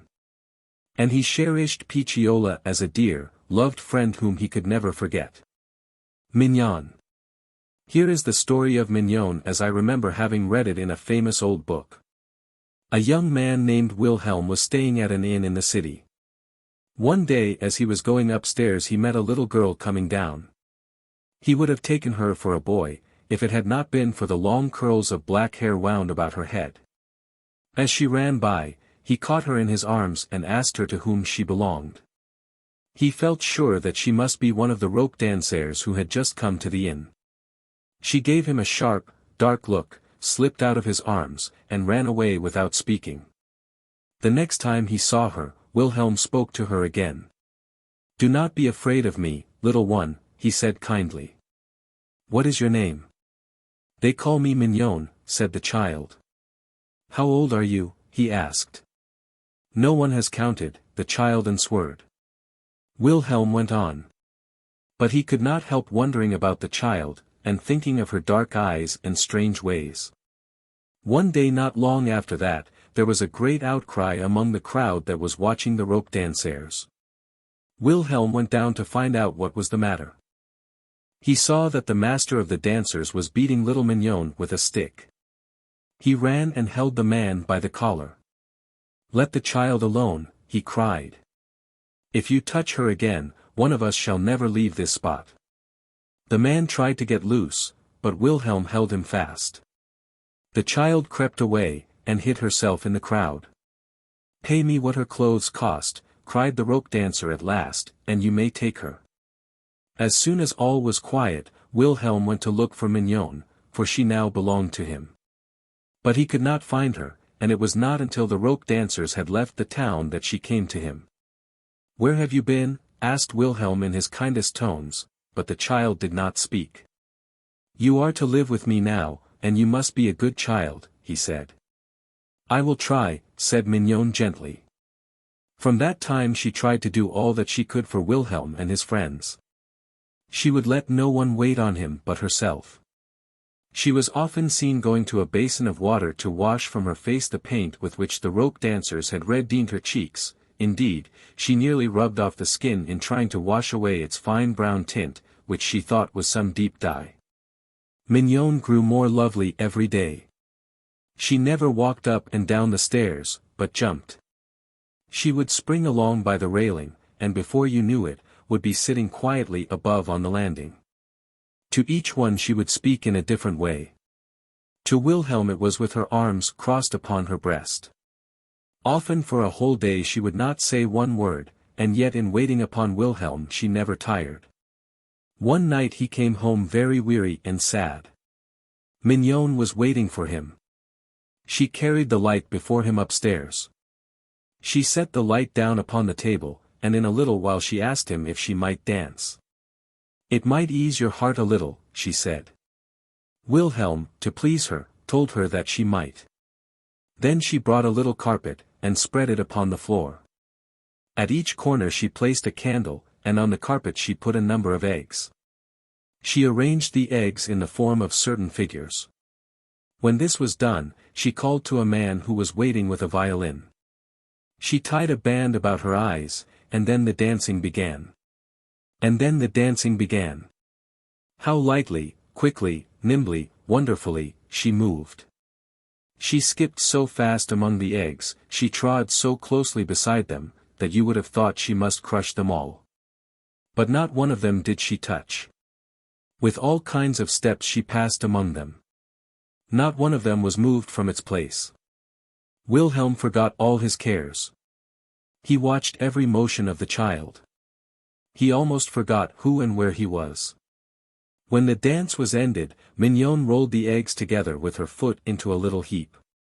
Not one was left behind, not one was harmed.